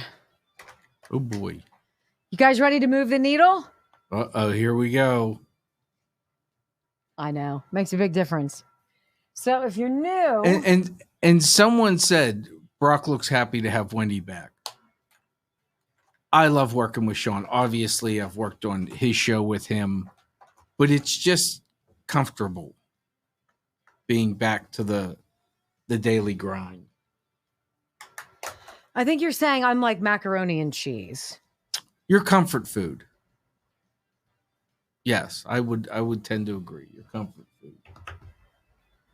I know exactly where I can send you stories knowing exactly what you want to talk about without talking to you. So it's wow. So am I wrong or am I right? Well, so I'm predictable. No. After 3 years, after 3 years, I should know what floats your boat. This story is crazy.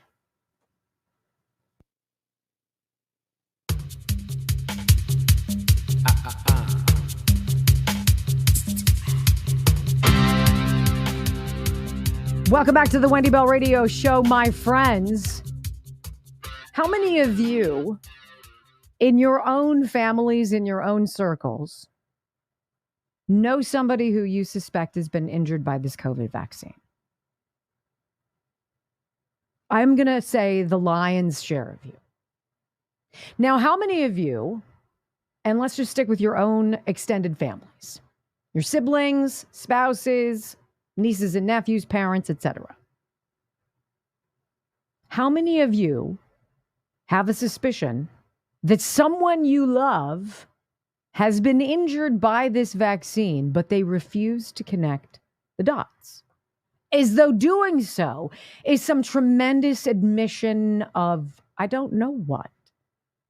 Is it a failure? Are we afraid to say, you know what, I blew it, I was wrong, I'm sorry, oops, I wish I hadn't done that? I mean, and is that really what we should be dancing around when it comes to our individual health? Something's going on. There is a disruption in the force. There is a snag in the matrix, a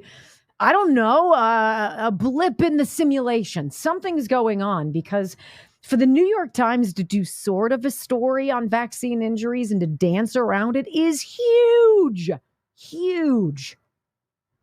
And it makes me angry. And I would be lying to you if I didn't tell you that being home with my family this past weekend to celebrate my son's graduation from college, it was wonderful, yes, and frustrating. Because in every argument or misunderstanding or whatever ruffles the feathers in your family, there's always going to be a party who has to grin and bear it, who has to take the high road, who has to suck it up, and instead of screaming, I was trying to tell you that, has to just humbly walk away. And I got to be honest, I'm really freaking tired of that. I'm really tired of that. This same family member I spoke about, who thought Donald Trump was a rapist because of the LA Times, has gotten the jab multiple times. I said to this person, can you stop it with the jabs? Please. Please. Oh, I'm not getting any more. I promise. 3 years ago, 2 years ago, I tried desperately. Please think critically. Don't rush to do this. Wait for the science, please. And I was brushed off as a conspiracy theorist, an extremist, one of those kooky conservatives. What happened to people? This story blows me away. I mean, it's stupid because they dance around it, but still the New York Times saying a lot of people have been vaccine injured is pretty big news. I'm going to give you this from Children's Health Defense, because reading the New York Times article, I'll want to throat punch somebody. Because they'll say, so-and-so says such and such, but everything is really still fine. You should go get another vaccine. Well, so-and-so says they're blind now, but really, the numbers show that it really is safe and effective. 36,000 people have said, have reportedly died because of this vaccine. But you know what? I mean, your chances of that happening to you, very slim. You should totally get it. That's not news. That's called covering your own butt. And I don't like that. Headline: New York Times investigation finds people injured by COVID vaccines are being, quote, ignored. You don't say. Is that where we are now? Is that where the narrative has gone? They've milked the cow long enough, right? They've got enough bio milk out of it that they've moved on to the new narrative. Oh, crap. It's not selling anymore. Kind of like nobody's buying the jab anymore. You guys hear that AstraZeneca is no longer being manufactured. And in the European market, it's not available as of today. No more. Why is that? Why do you think? It's the greatest tragedy of the last several years. Forcing something on somebody. Demanding that they obey. And then hiding when they get hurt. And lying about it. How's that different than Jack Smith? Admitting that he lied about the photos. Yeah, we staged that. Yeah, we inserted some stuff that didn't really belong there. I don't know, it felt right at the time. No. It's because you're corrupt and you're dirty and you're dark and you've sold out and you're going to be on the losing side of this, sir. The New York Times today reported that COVID-19 vaccine injuries exist, as though that should be triumphant. It actually is. It should say, after years of lying to us, the New York Times finally realized, oh crap, we've got to save whatever vestige of credibility we have. Our subscriptions suck. People don't believe us anymore. I wonder why that is. Maybe we should open the door and start telling the truth. That's what this is. These findings resulted from a year-long investigation into the issue, the paper said. After years of labeling commentary, articles, and even search engine queries about vaccine injuries as misinformation, conspiracy theory, and far-right, lambasting social media companies for allowing vaccine injury stories on their platforms, and even ridiculing a family whose children died after they got jabbed. The Times has now conceded that, quote-unquote, thousands may have been injured by the COVID-19 vaccines. If they're telling you thousands, you can guarantee it's the millions. Under the headline, thousands believe COVID vaccines harmed them, is anyone listening?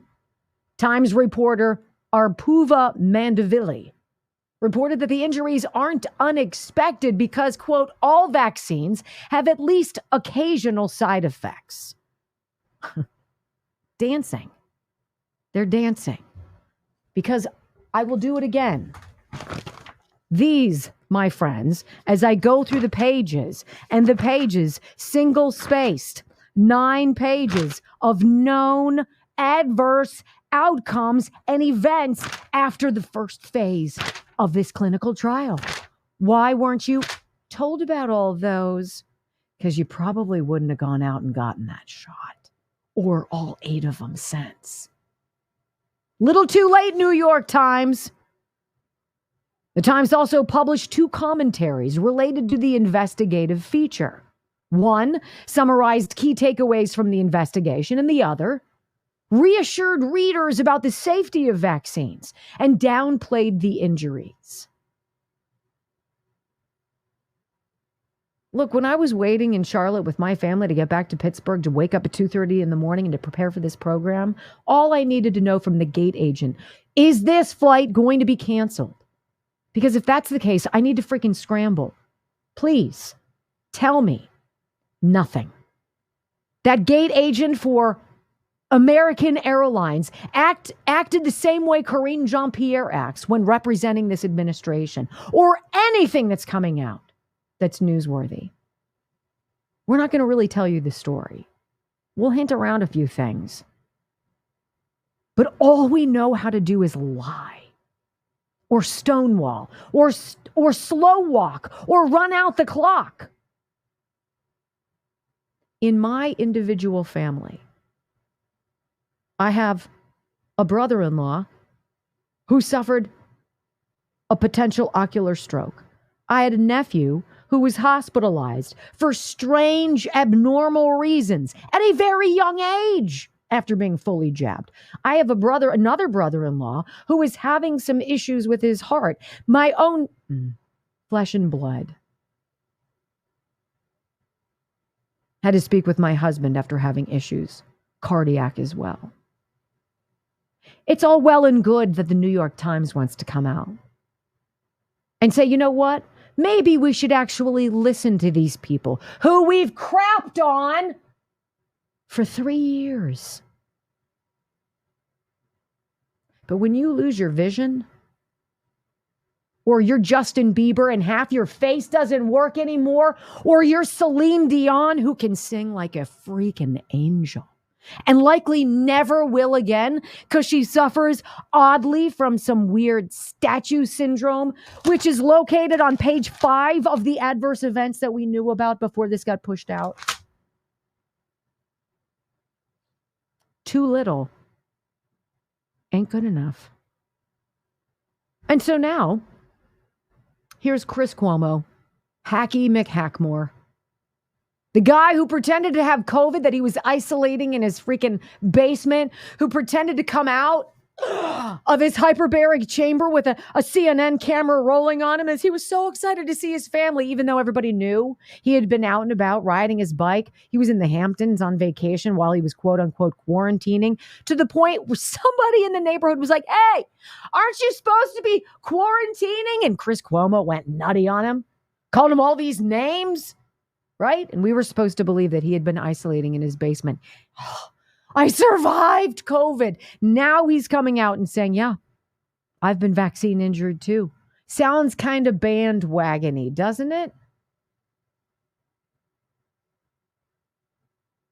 The bottom line out of all of this is what? Who trusts science anymore? Who trusts their doctor? Or doctor who didn't do their due diligence and demand actual data before forcing this, or at least suggesting it strongly to their patients, who were incentivized financially to do so. How many of you will ever believe what the media say to you again? Why would you? These are the people who are supposed to be the watchdogs, the gatekeepers, the truth tellers, the question askers, who are nothing but paid political propagandist sheep. And then you've got hacks like Chris Cuomo who want to jump in, come in on the wave. He sees what's happening. People are starting to talk about it. I better get my surfboard and get up on that wave.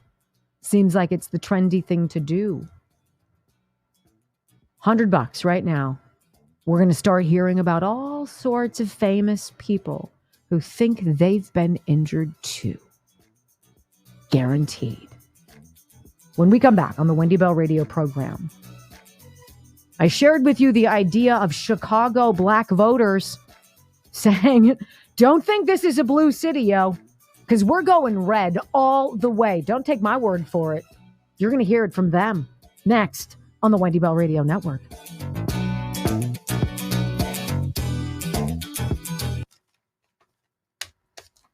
I wonder how Newsmax feels when I have these conversations. They're probably not happy. Right. I don't know. I tell you guys the truth, right? That's why I tell you where I find everything. And that's why we have our rundown. If you haven't joined our locals page, Brock, tell them all about it. Locals page, you get the artwork every day. You get the rundown. That's a $5 subscription a month. They sort of kind of force us to do it. Right. And we're going to start doing Sunday shows. They're right now on Rumble until they work out some kinks in their Rumble studios. But we're going to start doing those. We're doing one this Sunday, right? Yeah. Mother's Day. Uh-huh. Yeah. It's on Rumble right now, but it's going to be on just locals as soon as they figure that all out. Hopefully you guys join us. You can join without subscribing. And I don't think we're going to make the Sunday show like a subscription based. No, it's just me looking like a hot mess. You're right. So, and me looking the same. So I don't know if that's a hot mess or not. So, hey, Texas Bullion Exchange. I have been so impressed with the folks from Texas Bullion Exchange. Look, when I have somebody who gets in touch with me and they're like, hey, we're paying attention to what you do on your program, and I really like your values. I like your conservatism. I like your common sense approach. I like that you're a mom. Maybe we can work on some kind of partnership together. It's not like, hey, okay, pay me this and I'll talk about you. That's not how it works. Like, I want to know who they are, how they started, what makes you tick, what excites you, why are you different from other companies that do the same thing? A lot of companies out there that are willing to help you get precious metals in your life, whether it's coins like the silver coin in your hands, in your portfolio, gold coins, rounds, bars, whatever the case might be. I will tell you, in the many times that I've spoken with Texas Bullion, they are so excited to work with you. They are delighted to be able to share with you some guidance, some knowledge that they think is great for you and your peace of mind for the future. And so that's why we said yes. It was just a no-brainer. And I've had other companies, gold companies, reach out to me and try to sweeten the pot and get me to step away from them. And I'm like, Texas Bullion Exchange. Go to texasbullion.com. I like talking to people. I want to hear you. I don't want to do it online. I want to hear what you have to say. And so they give you this number. It's a Wendy Bell Radio listener number.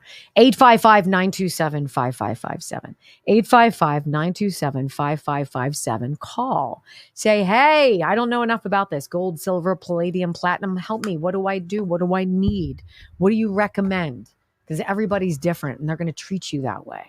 Listen to what your goals are and then they'll help you reach them. I love them. They're great. I think you're going to like them too. And if you say my name and you make a certified gold purchase or coin purchase, I should say, it doesn't have to be gold, you'll save 10% if you say Wendy. So I hope you do.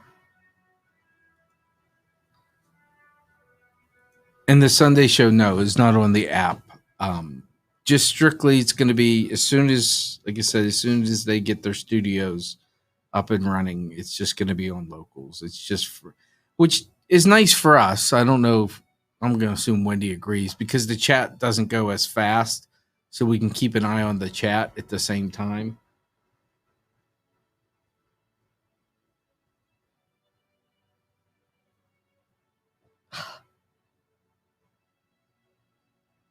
$14.7 still hanging in there. I mean, why would anybody want to leave all of this? No, I mean, I don't even have to look to know what you're doing.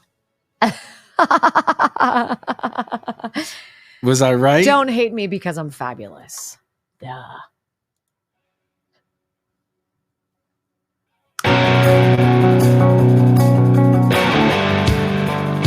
So apparently America in general is awakening. And I speak frequently on this program about how frustrating it is. I want to hit the gas pedal, fast forward, let's go. But it has to be plotting. It has to be to uncover so much filth. It's not just one giant thread that you pull and the whole tapestry falls apart. It has to be piecemeal. For some people, it's going to take a lot to change their minds or to awaken them. But in Chicago, apparently, according to a few black voters, there's not a whole lot to put together. The only mystery is how Joe Biden and the Democrats don't know how badly they've crapped the bed. Because they've made a power play. They have decided to replace the people upon whose backs Chicago was built and bring in people from all sorts of other places on planet Earth and give them preferential treatment. It's not just a slap in the face. It's a kick in the huevos, if you will. And that's what you're going to hear here. Listen to this man as he says America is about to rise up. Voters in Chicago are going red because Democrats obviously want to replace us. Listen. Why do you think they're doing this? Why would they be bringing in these tens of thousands of people, 20 buses a day, 1,000 more per day? Why would they be doing this? And what's your message? The only reason that I can see that they would be doing this is to replace us. And we say Trump 2024 because Trump is the only one who's going to do something about this and partner with all of America. This is where all of America has got to come together and put a stop to this. We have to send these people back where they come from, or this is going to explode violently. It's going to explode on multiple fronts. And the mayor and this governor doesn't care. And since they don't care, then we must go red. We must link up with all of America, and we care, and we have to do something about it. We're coming for every elected official that didn't step up and all those that supported this mass, wipe out of our communities. We're coming for you.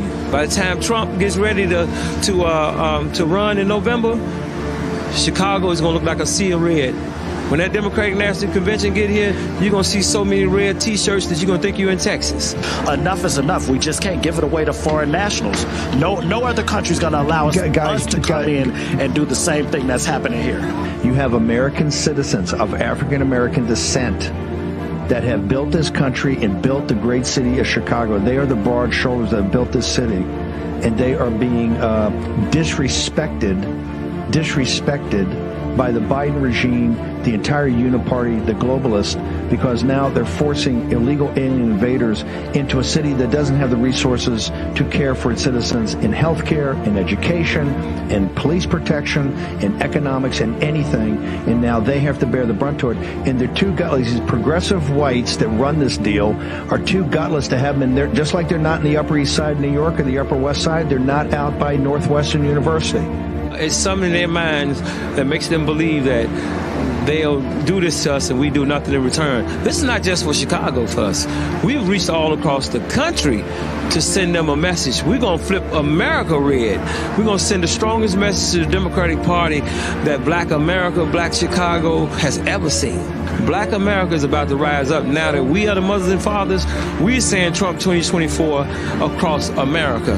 And we asked Trump to come to Chicago, come here and walk these streets with us.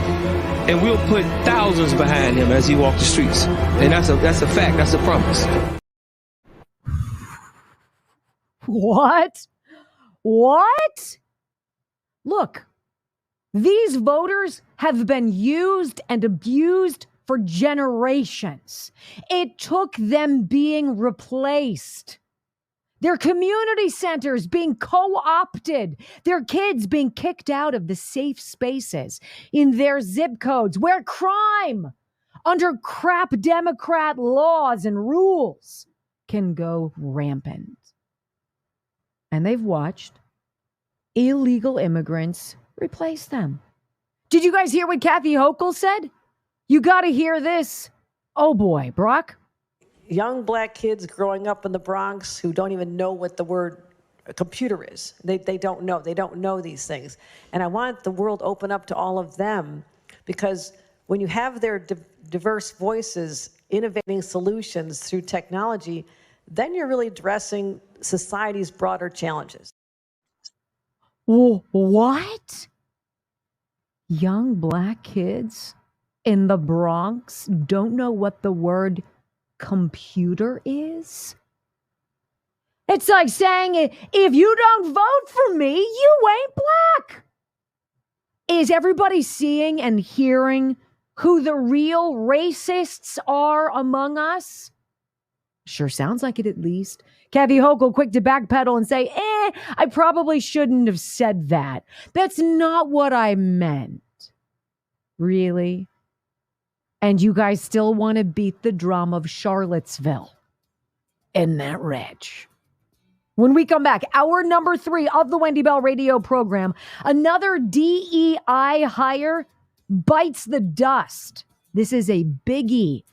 ABC News. Do not miss it as the narrative crumbles next.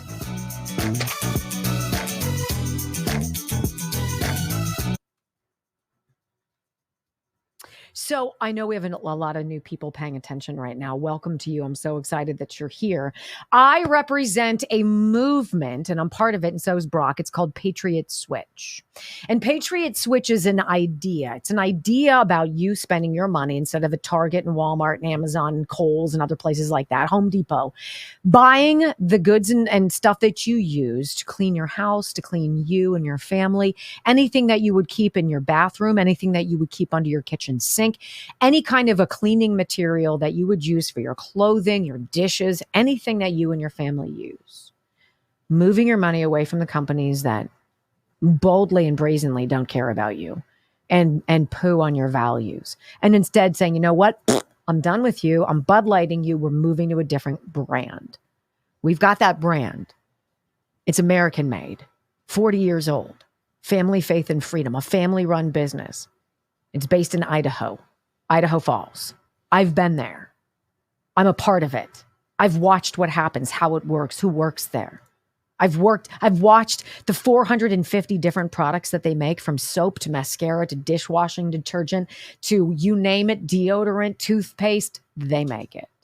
And it's fantastic. Highest quality products without chemicals that hurt you, and you keep money here in America and can even represent this company and make significant income of your own. How do you find out more? patriotswitch.com/Wendy. Go to patriotswitch.com/Wendy. Say, hey, I heard her talking about it. I love this. What can I do? I'd like to earn some supplemental income that can change my family's trajectory. But you first got to join. Costs $1. $1. It's not a scam. It's not some multi-level marketing shtick. This isn't like Tupperware. We're not selling Avon, right? This is join our family called Patriot Switch and move your money away from Procter & Gamble, Unilever, Johnson & Johnson, and all these other companies that are all about abortion and transgender operations and pass that money on to you. Don't. Be a part of our family. patriotswitch.com/Wendy. You will love it.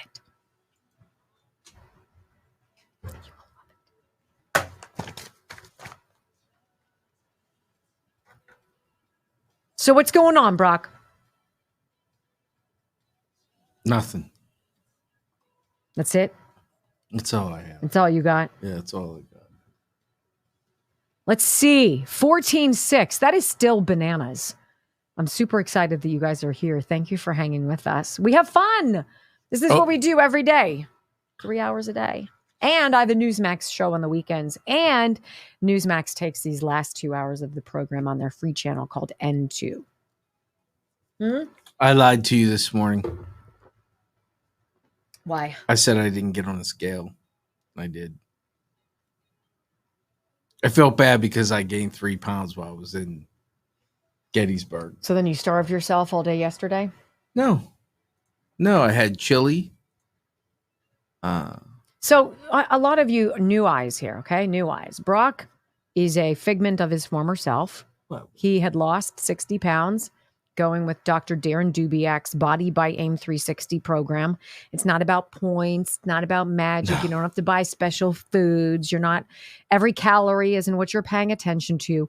You have a very extensive blood work done, which is part of this kind of recharging reset that he's doing. That's the most important thing is the blood work. The blood work in itself. You will not get this blood work anywhere else. It's literally Dr. Dubiak gives you a binder. And you're like, triglycerides? Test. Oh, you son of a mother. Why can't I? Oh, you need me off? No. It just. Okay. Our camera is a little fussy. If I yell too much or I get excited, it goes. Anyway, bodybyAim360.com, Brock. So Brock wanted to lose 20 pounds because he added a few more back after he lost a bunch. Right. And he's lost 12. Yeah, back down to 12, which is pretty cool. Like being in Gettysburg, my brother actually asked me about it. I told you this. And I said to him, I said, you have to be ready. Like first and foremost, you have to be ready. I said, because he said he wanted to lose 50. Does he have 50 pounds to lose? He says he does. I know your brother. I think this is the first time I've actually weighed less than him. Oh. So, but like, and I told him, I said, you have to be ready. You just can't say, I'm going to do it because you have to be in the right mindset. Fact. But I told him, I said, hey, worst case scenario, get the blood work done. I told him, I says, one of the things I found out was bread was my trigger. I also found out if you have low T, it affects you from losing weight. And I found out, you are about 4 months away from being diabetic. Oh, and by the way, you do not have any vitamin D. Yes, I had it's supposed to be up there. I had like 8. Right. I mean, like when I say 0, but now they're doing a subscription model where it's tailored for my brother. He's going to want to do the whole program. Yes. The big shabam. Well, he has to learn how to do it. Yeah. Because you've learned how to do it. I have. The nice thing about bodybyam360.com, 412-227-9255. 412-227-9255. Once you learn it, you have it forever. You have it forever. And I started eating stuff I wouldn't normally eat. Guacamole. So tell me something that you've carved out and then something that you've added in. So you've added in avocado. Yes. I carved out Little Debbie. A lot of sugars. I don't eat very much sugar anymore at Biatch. She seduced me with those oatmeal cream pies. I said, "How you doing?" See, it's so sweet. I can't do it. I don't know how It you is could too do sweet it. for me now. I used to eat Oreos. Now, like 2 tops is all I can do. But I haven't touched an Oreo in how long. But check out bodybyam360.com. This is for my boys in Chicago. Can you imagine if Trump held a rally while the Democratic National Convention was going on? That'd be epic. That needs to happen. 5, 4, 3, 2, 1. Wendy Bell. Inspiring solutions to save America, one show at a time. Are you ready to get on board? When are you guys gonna learn? The more you indict, the more we unite. Facts. It's Trump 2024. We don't care. You heard me? We already made our mind up. You already know when the hood got your back. Man, they deep in the hood. Gangsters hollering about Trump 2024. You heard me? Woo, woo, wah. Gangsters. The hood got this man back. I'm just trying to tell you. You heard me? And we ain't stupid, man. American people, man. We ain't all them talking about lockdowns and back when the masks and all that. You know, they got a new virus coming and it's gonna be, man, nobody don't care. Ain't fooling nobody no more with none of that. You know, new jack, man, nobody being fooled no more. We all the way up, you heard me? It's Trump 2024. That's what it's gonna be, cause we ain't having nothing else.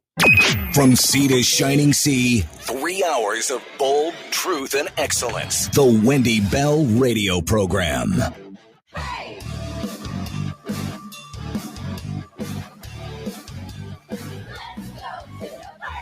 All right, hour number 3 of the Wendy Bell Radio Program is here. Now, I will freely admit out of the gates here in our third hour that I come at you with a bias, a huge bias. Every single day I come to you with bias. I love America.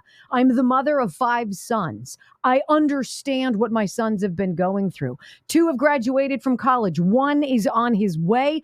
2 are in the throes of getting ready to think about it, right? In a parent's world, there is no greater example of the madness, the insanity of DEI initiatives, this whole race to the bottom for the sake of equity and inclusion and diversity. It's just a whole platform of suck. The idea, of course, to even the playing fields, to balance the scales of justice.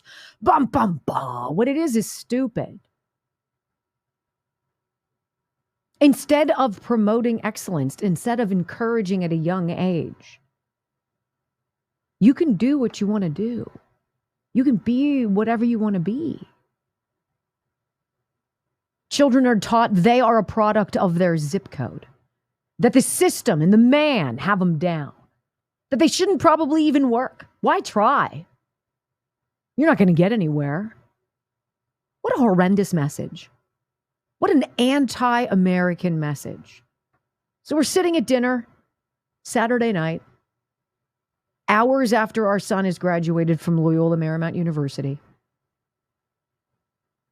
And it's our 5 sons and 2 nephews, my sister and her husband, Joe and me and my parents, 13 of us. Whole family together. I was taking my bread and soaking up the gravy. And there came that critical time as everybody had a cocktail or a soda for something to be said. And so I said to Joe, honey, would you like to make a toast? And he said, no, it's your family. I'm pretty sure you'd like to. And I just leaned forward and I looked down at the other end of the table. And I said, not just to my son who had graduated, but all 7 of the boys who were on different trajectories, who are in different phases of confusion. I have one who's moving out of the house here soon this summer to go start his own journey, his own path. And I know he's scared to death. I've got Jack who's now trying to figure out, all right, I have a college degree. Now where do I go? What am I going to do with this? How does this work? And all the others. And I leaned forward and I said, look, guys, there is no limit. The only limit you put on you is from you. There's no one keeping you down. There is no obstacle too great. There is no dream too audacious to close your eyes and fantasize about. You just have to do it. And each of you has the God-given gift and the support of a family that loves you unconditionally. So make no excuses. And if you fail, do it quickly and move on. And we love you. This diversity and equity thing is wrong. We live in a world in America that is predicated on a meritocracy. It is predicated on hard work, on consequences, on results, whether that be in grades or your job performance, profits, sales, ratings, whatever the case might be. I didn't see a single person get on any of the planes we were on as we traversed America who looked in the cockpit to see if the person behind the equipment, sitting below all the instruments, was black or female or checked a box. Can you get up in the air and can you get it down safely? Because that's where our concern stops about who you are, pilot person, right? And now some of these diversity hires are falling apart. This is exactly what Clarence Thomas talked about when he was anti-affirmative action.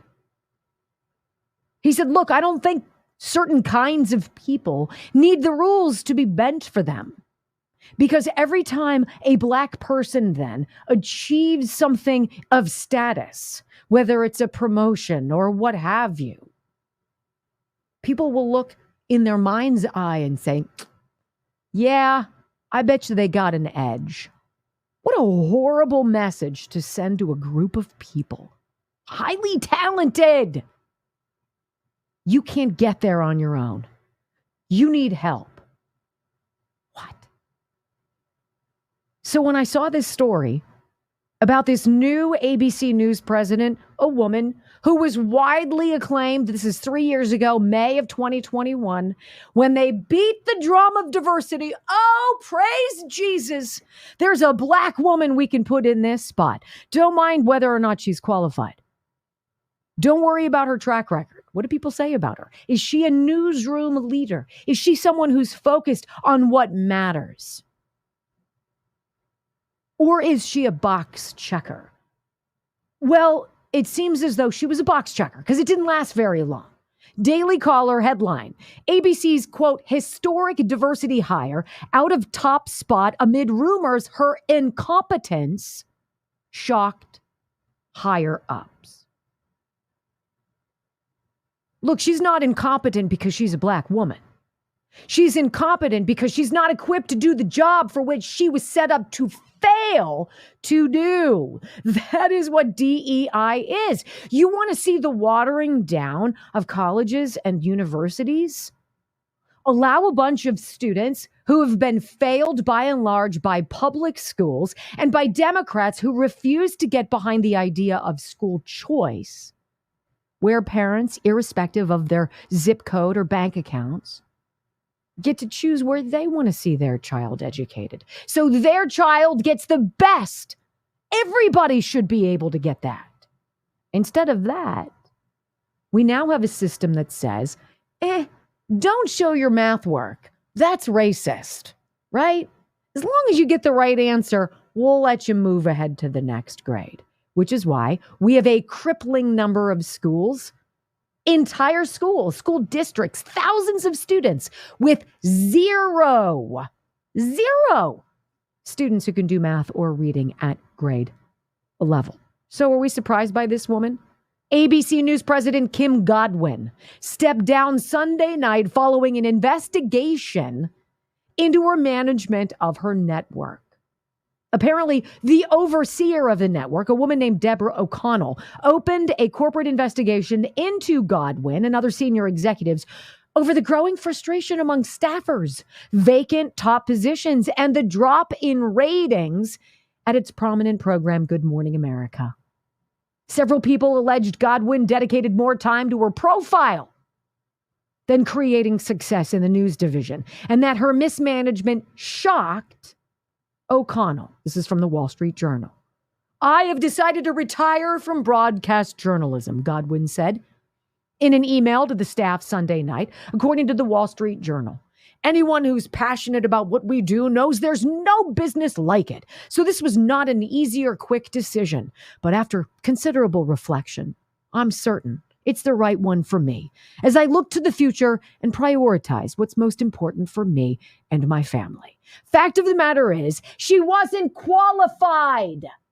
She wasn't talented. She didn't have the skill set. She wasn't a communicator. She was like the gate agent in Charlotte looking at all of us as our flight was delayed for God knows how long. All it takes is someone who's able to take to the microphone and say, hey, you know what?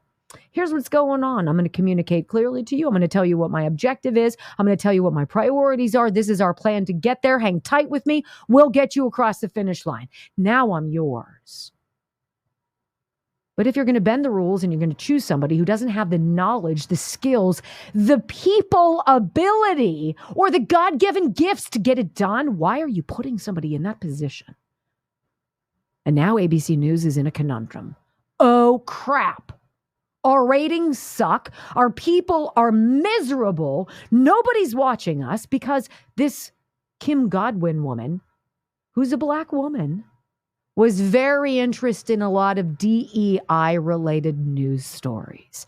The news isn't about that. It is about what happened. It is about what's going on, and it's about asking reasonable questions. It's about having intellectual curiosity. It's about being honest. It's about being talented, damn it. And if you are not, you ought not get that position, no matter what you look like. ABC News, little late to the party, are we? Failure. When we come back on the Wendy Bell radio program, my friends. You guys heard about tuberculosis lately? I don't know. It's not really something that's talked about in my generation. Well, we are now. Why ever would that be? Huh. Next. Don't go anywhere. Do you want to know what this woman, Kim Godwin's background was? She was an executive producer for a nightly newscast. An executive producer. I could executive produce a newscast. Does that make me qualified to lead the news division at ABC? I'd probably do a much better job than this woman. If it's a white guy who's best at the job, hire the white guy. If it's a black gay woman who's the best at that job, fan-freaking-tastic. But that should not be the reason why you hire her. The chickens have come home to roost, ABC. I used to work for them. Sorry. Sometimes it just comes out. The Disc Institute of Pittsburgh. I had a very honest conversation with my father when I was home because he has spinal stenosis, degenerative disc disease, and he's gravely impacted by it. And I had to ask him, hey, Dad, what are you doing about that? And he said, what do you mean? And I'm like, you're not taking care of it, and you're miserable, and you're driving people crazy because they want to see you have a long, happy life that's pain-free, and you're kicking the can down the road, knock it off. I said, I think you should move to Pittsburgh for a month and be a part of the Disc Institute of Pittsburgh and do what Dr. Rafferty does, because it's a therapy, it's non-surgical, and it's freaking wildly successful, 98%, because your discs can grow back. Don't you know, Dad? And he didn't know. 412-906-9600. Don't suffer. Get healed. Be helped. PittsburghDiscInstitute.com. PittsburghDiscInstitute.com. Your dad had to be happy to hear your speech. You know, there was a fine bit of Dick Bell advice in there. Yeah. The fail fast.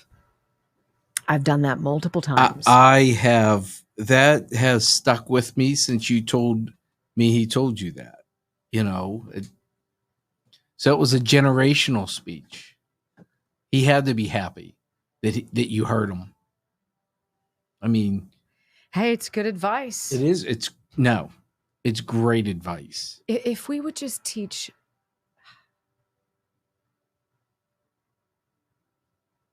If teachers could just teach.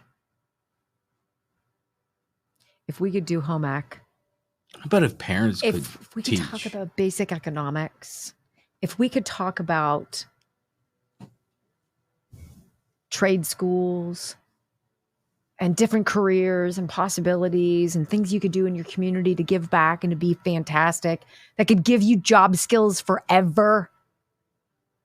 Do I think you need to have calculus? I never took it, so no. I can't tell you. But geometry, I took it. You showed me a book now, I'd be like, it might as well be in Swahili.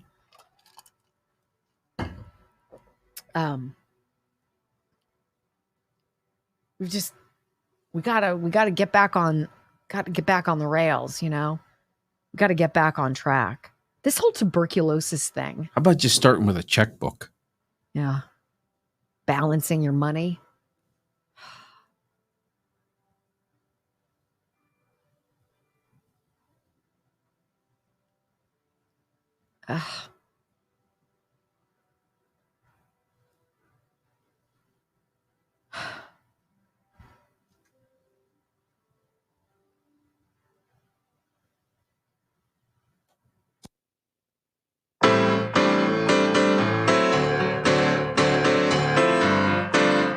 It's totally wild to me that we don't talk about smallpox anymore. We don't talk about tuberculosis. We don't talk about the measles. Right? Why is that? Because they've been basically eradicated here in the United States. And I find it so... I wish I knew the word. It's deeply concerning. It's offensive. It's infuriating. It's disgusting. All rolled into one. What is that word? I don't know. But imagine, if you will, I had it. That's how I feel when I read these headlines. Then now tuberculosis in Long Beach, epicenter, Long Beach, California. I was just there yesterday, right? It's shocking, not shocking.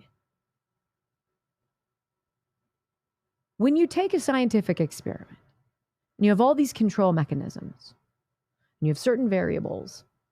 This is a closed experiment. These are the things we're studying. Nothing from the outside gets in.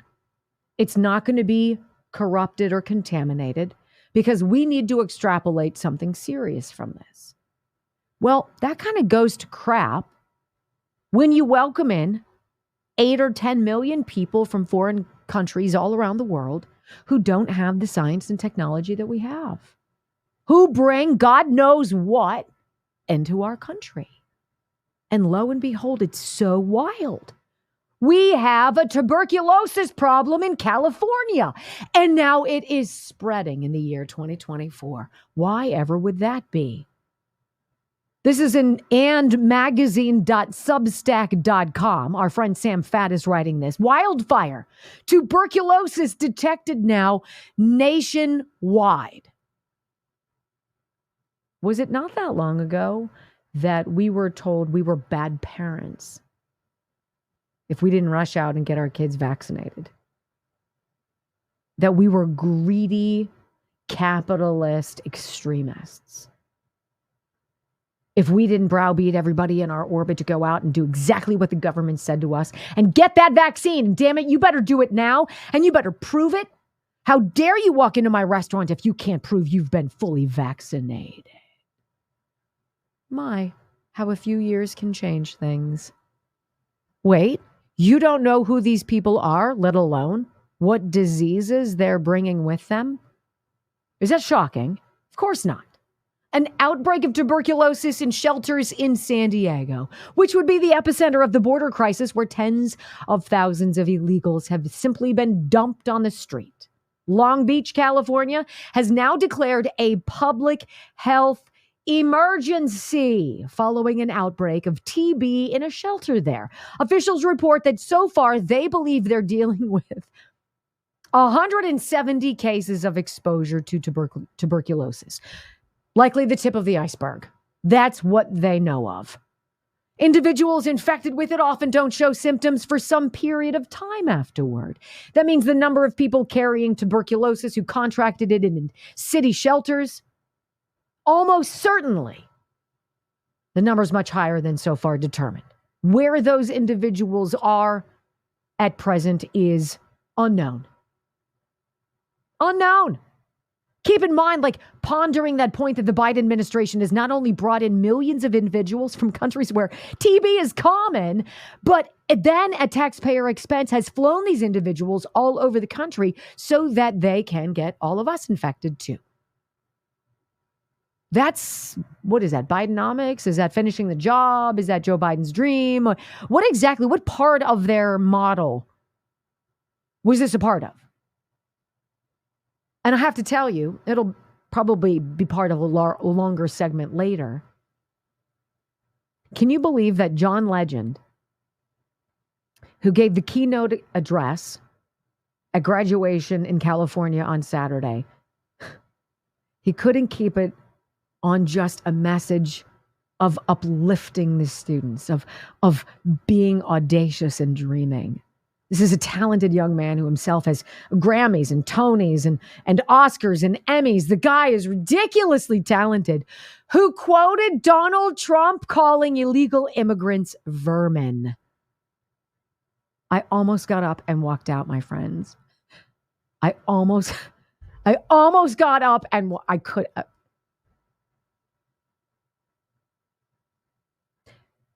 Our country is in danger. Our borders are open for a reason. Because when you're scared and when you're sick, when you're fearful and uncertain, when you feel apprehensive, economically stressed, it's a great time for the government to swoop in and pull number one of its many numbers on you. Shutting you down, locking you down, shutting you up, raising taxes, spending money, lying, creating another money laundering operation. Tuberculosis, my friends. What's next? Polio? Gonna have polio again? Joe Biden did that. Never forget it. When we're back on the Wendy Bell radio program, the new grift, it is getting paid to protest. It is America's new service industry. Creating public opinion. Fakely. I've got the facts, the details, the dollars and cents coming up next on the Wendy Bell Radio Network. Tuberculosis. Yet we had to go through all these hoops, going through security, all these freaking hoops. If you're not TSA pre-check, take off your shoes, take off your belt. What's this? What's that? Yada, yada. Walk this way. And the migrants, illegals, many of whom don't provide any kind of identification, just randos, get to hop on a plane, all expenses paid, no background check, no documentation needed to be deposited somewhere in a neighborhood near you. But it's not in Martha's Vineyard, right? It's not in those highbrow neighborhoods. That's why the guy in Chicago was like, hey, Trump, hold a rally here. We'll help you turn this place red. What? All right, Brock, let's see. What are we missing? Oh, all right. I get to, I'll do it tomorrow. Yeah.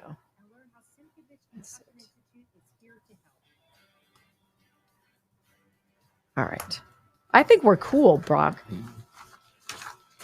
Can you think of anything I forgot? First one on Tuesday?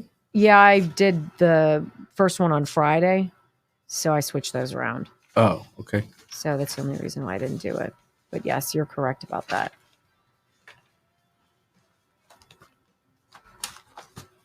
Big time coming up for people. They went 2 days without it. Oh, boy. Oh, please. Nobody gives a rat's rear end about me singing freaking Toto to them. You think that?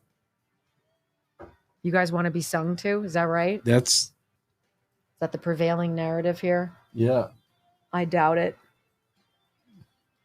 Darius does. Oh, please. He typed in Toto like 20 times. How are you doing? I remember having a guy, I'll say not a kid back then, a black kid came and got a job at the radio station I worked at, and I trained him. And at one point he was complaining, like, he's been overlooked, blah, blah, blah, all this stuff. And I said to him, I says, let me ask you a question. Let's see who should be really mad. And he's like, okay. I'm like, you went to a private university with scholarship. You're working the same place I am, the same job I am. Should I be angry? He's like, why would you be angry? I'm like, I'm at the same place you are. And I said, dude, I will teach you everything I know. And then he wanted to get into sports broadcasting. And I was like, and then go do it. Period. Just go do it. So he was there for 2 years and got a job as a play-by-play announcer for a small, like double-A, single-A baseball team. And it was very gratifying, and I appreciated him so much. He came back probably like 3 years later. He just walks out to me and says, thank you. He's like, you gave me perspective. I was angry, and you had every right to say what you said, but I just want to say thank you because you didn't care what I thought. You trained me anyways.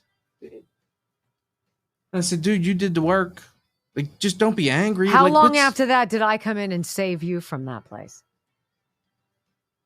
You were there, actually, when he came in and said thank you. Oh, so it was imminent.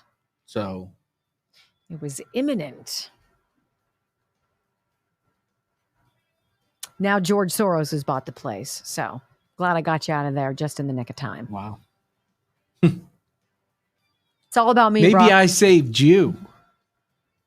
Well, I really hadn't been there long enough, so. You could have just went along with it. Said, you know what? Yeah. You were a beacon of light in my life. So, You mean I could have gone along with it? Oh, here we go. Wonder Sean. Hold on. Let me see if Sean's available. Yeah. Sean, you available tomorrow? Really? Sean, write the paychecks.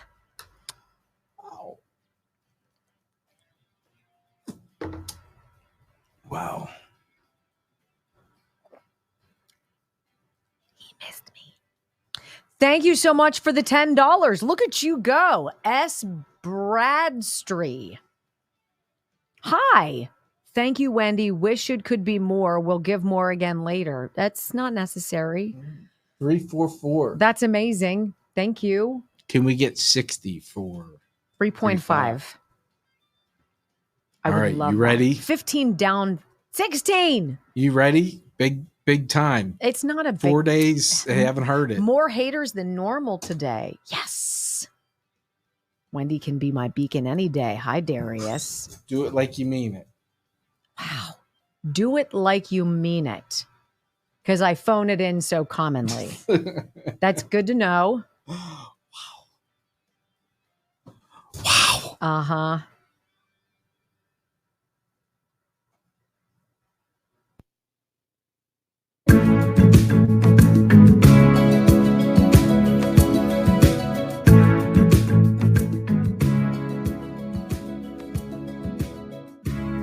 I stopped an old man along the way, hoping to find some old forgotten words or ancient melodies. He turned to me as if to say, hurry boy, it's waiting there for you.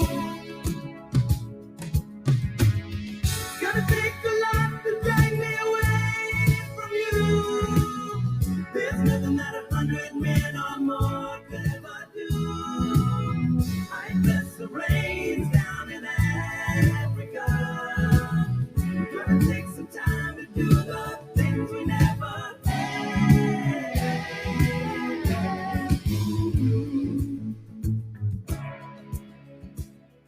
It just all seemed so daggone convenient and coordinated, didn't it?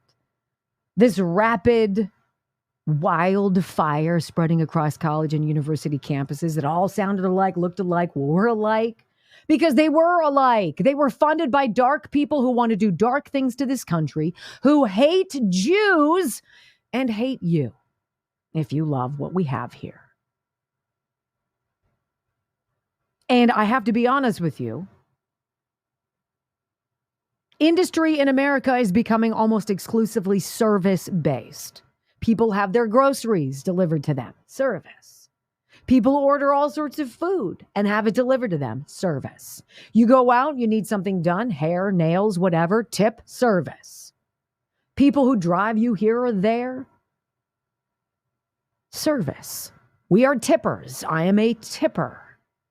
Having worked in the food industry for years, working my way through college and graduate school that way, I understand the value of tips. Well, the new service industry is changing, though, my friends. There's a new grift in town, and it's exceedingly lucrative. Doesn't take a lot of brain power. It's all about being a paid political protester. Not even political. Just a compensated agitator, if you will. So over the weekend, I found this story, the San Diego Union Tribune, and it piggybacks nicely off of the crowdsondemand.com that I told you about last week, where it's so weird. It's like right after Barack Obama made political propaganda A-okay for news outlets in this country to engage in. Such a curious thing, which opened the floodgate of all of this crappy news that we get. That's obvious political propaganda.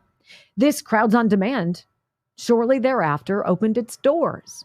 You need agitators to push the needle on something that you want the public to know about? Call Crowds on Demand. You got a phone bank you need to operate, or you need an email letter writing campaign? We have tens of thousands of people on a dime who can send that letter from their mailbox to wherever you want it to go. Crowds on Demand. You want people outside the Supreme Court moments after the Dobbs decision is released? Who knows how that happened? Call Crowds on Demand. We have people on the go, on the ready to go wherever you need them. It's gross. It's fictitious. It's this manufactured story, right? Getting paid to protest. Well, I found this fascinating article on the San Diego Union Tribune. The details on compensation, those are the things that blew my mind. Why ever would you go work in a fast food industry? I mean, in California, it's $20 an hour, which is a great gig if you can get it. How about making $500 in a day? Because that's what some of these live, in-person protests yield. Here's your story. Michaela Miller and Aileen Lawler met each other and a group of other performers at a San Jose coffee shop one recent morning. They were getting paid to protest, and they needed their marching orders. The mission was to draw attention to the threat of AI censorship of creative characters like Cat Girl. Donning matching t-shirts and cat ears, they picketed, they carried signs, they chatted at the entrance of a tech conference. Uncensor AI, they demanded. We have only begun to meow. They also distributed cat ears to make sure conference goers brought the message home with them. A few hours later, when most of the attendees had entered the conference center, the actors went back to their respective lives, $200 to $300 richer. What? Yeah, the event was a publicity stunt pulled off by a company called Crowds on Demand.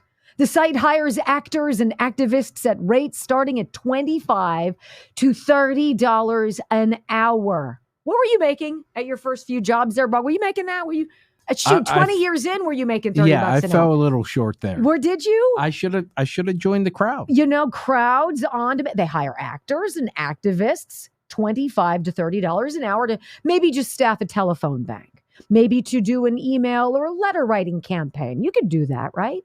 Getting paid to protest at live events, however, pays considerably more. An event like the Cat Girl demonstration, which took only 2 to 3 hours, paid roughly $100 an hour. That's huge money. You know what I would do for $100? I'll walk around and protest with some signs for $100 an hour. Will you? Would you wear cat ears on your head for $100 an hour? How about a vagina hat? $100 an hour? Yeah. Oh my. He's cheap and easy. You heard it here first. Other in-person events pay anywhere from $150 to $500. Depending on the length of the day. Where do I send my resume? I know, right? I don't think you need to. I think you just have to pretend that you're a do you have any skinny jeans? I'm non-binary and you don't want to see me in skinny jeans. Do you have a Subaru and do you have a kayak? I'll go rent a Subaru. Think about the money-making potential here. Say you're a paid political protester, live events. You could have cashed in on the campus of Columbia University and any of these universities across Northwestern.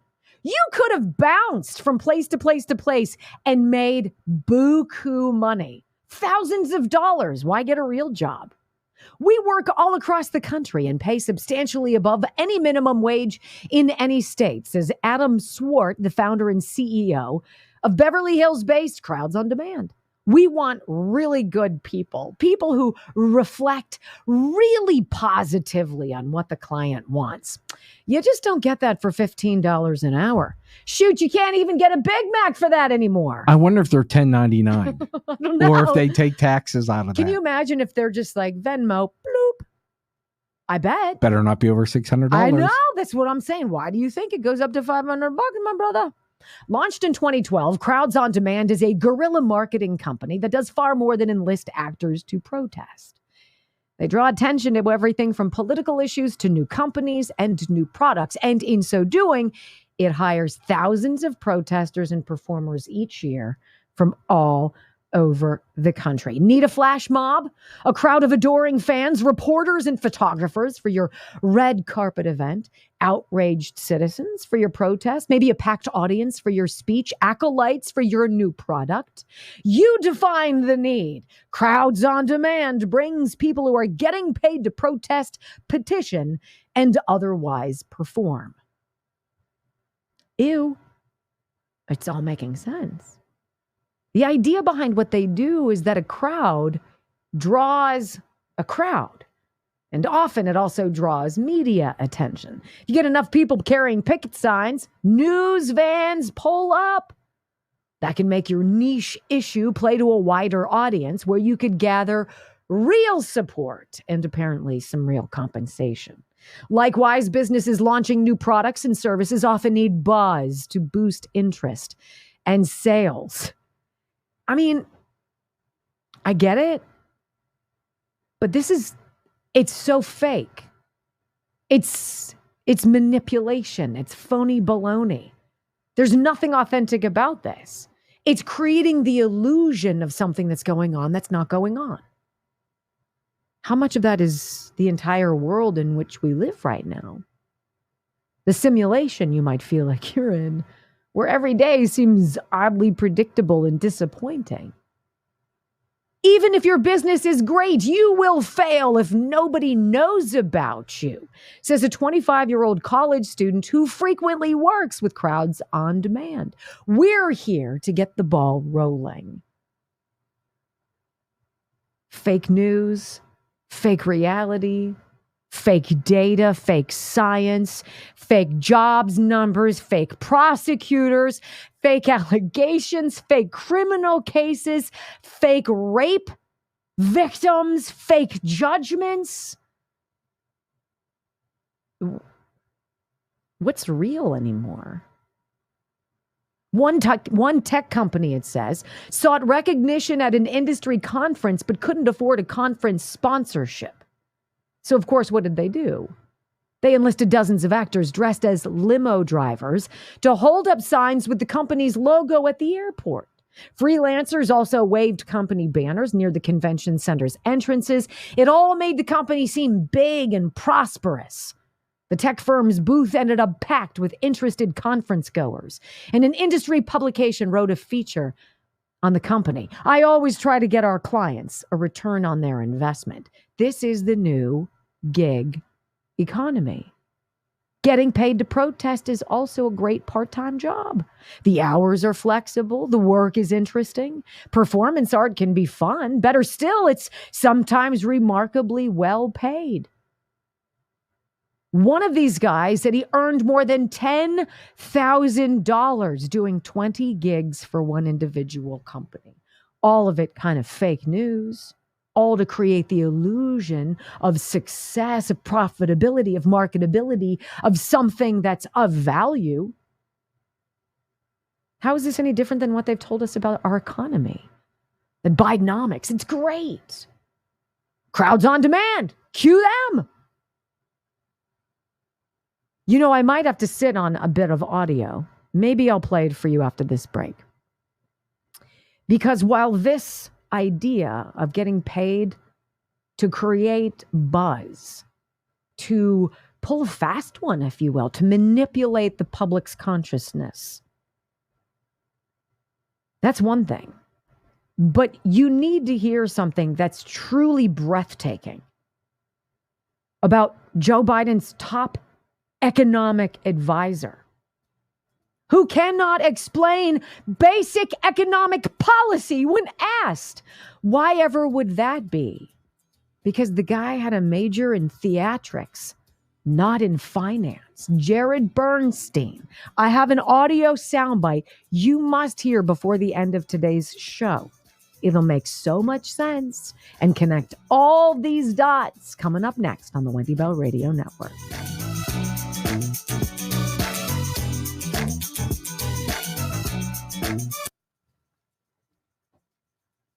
You've got young people, people of all stripes going out and making bucks, protesting on demand, being hired to create the illusion that there are these swarms of students who have their Palestinian scarves and their signs, and it's just so organic until you see they're all using the same tent. All the signs have been mass produced. This is not at all some organic thing. Again, as we brought you at the beginning of the show, they've been training. They've been funded by people like the Pritzkers and the Rockefellers and Bill and Melinda Gates, at least in the past, and George Soros. All of these people.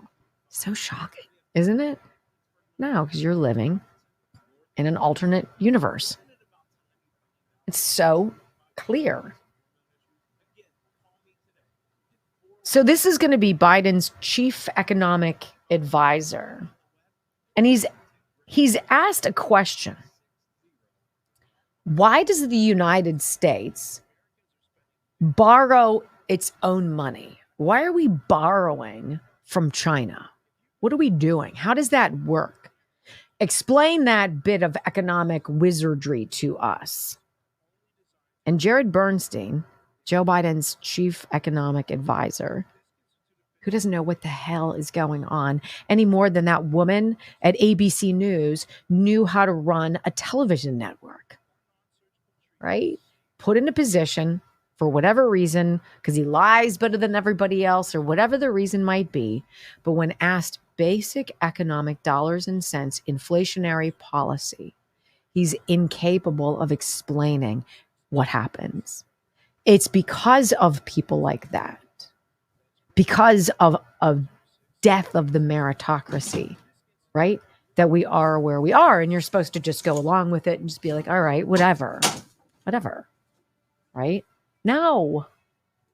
I thought it was hilarious that Crowds on Demand became a story, Brock. And I had stumbled upon it. I had put like Crowds hired on demand. And $500 a day? That's over $100,000 a year if you worked every day. Now, granted, they probably, not every day, 5 days a week. Right. And they don't, but imagine if your job is to get paid creating the illusion of something that's going on that's not really going on. I'm going to call and see if I can protest out here. Do they send you a starter pack? You know, like, I don't know, dirty looking hair. Do they say to you, hey, you need to show up looking a little dirty, greasy, and here's a fake man bun since you don't have one. I would imagine a lot of people do. Some Birkenstocks. I'd have to have knockoff Birkenstocks until I got that first paycheck. Here's a tent. It's like the starter kit, you know? Maybe that's what I'll go to. That's what I'm going to go as for Halloween this year. Yeah.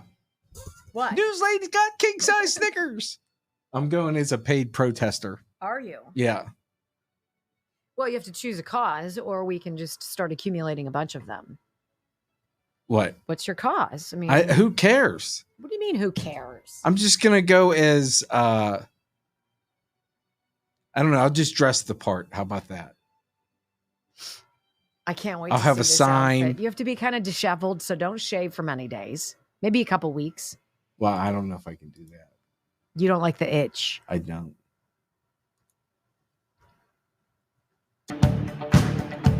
So you can work for Crowds on Demand and make $500 a day protesting something that's really not happening, creating the illusion of a story that really isn't real. Or you could be one of Joe Biden's top economic advisors and struggle by being asked a very simple question. Why does the U.S. borrow its own money? With economic advisors like Jared Bernstein, who doesn't know what the hell he's talking about because he probably never took Econ 101. Listen to this guy. This isn't a sit down for a movie. It's a film called Finding the Money. If your chief economic guys don't understand basic dollars and cents, I'm going to go with America is screwed. Listen. The U.S. government can't go bankrupt because we can print our own money. It obviously begs the question, why exactly are we borrowing in a currency that we print ourselves? I'm waiting for someone to stand up and say, why do we borrow our own currency in the first place? Like you said, they print the dollar. So why does the government even borrow? Well, again,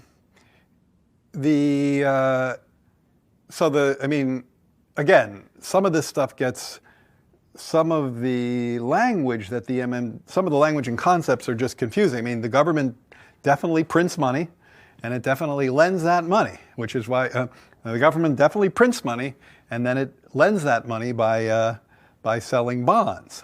Is that what they do? They sell bonds. Yeah, they sell bonds, right? Because they sell bonds and people buy the bonds and lend them the money.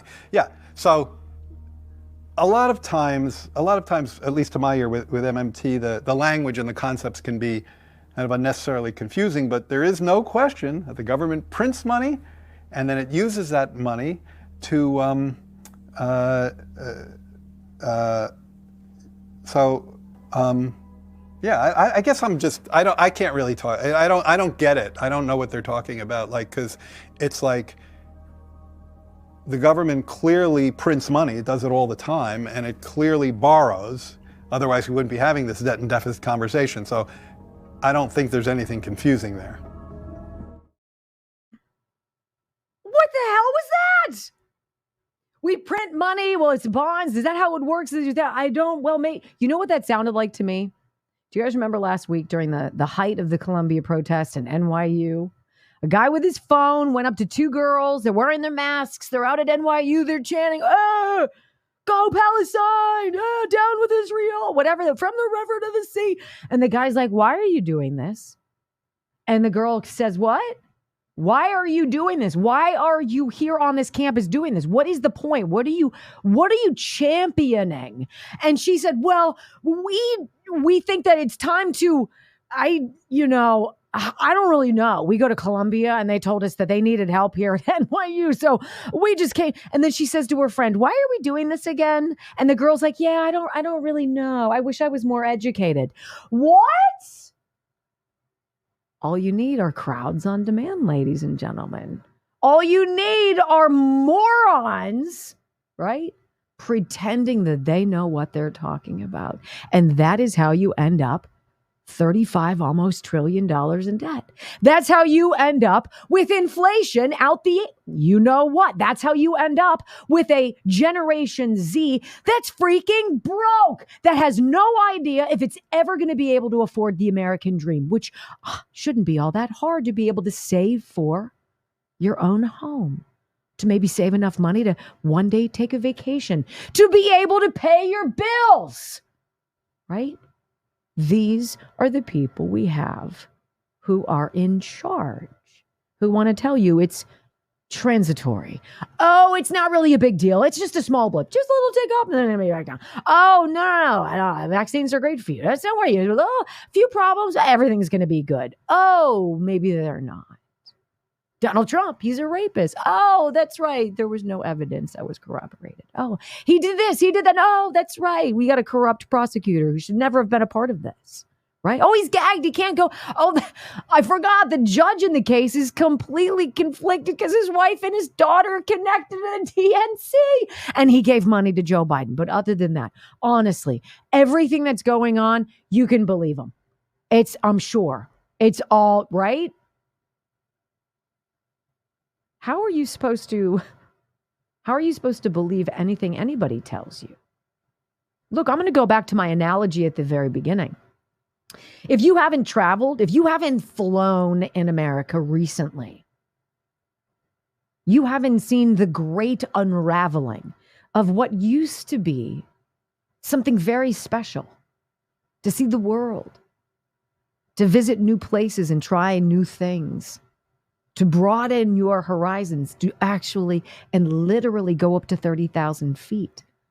It's now miserably expensive, outrageously uncomfortable. There's not enough room. Nobody has enough patience. There's no cooperation. There's no communication.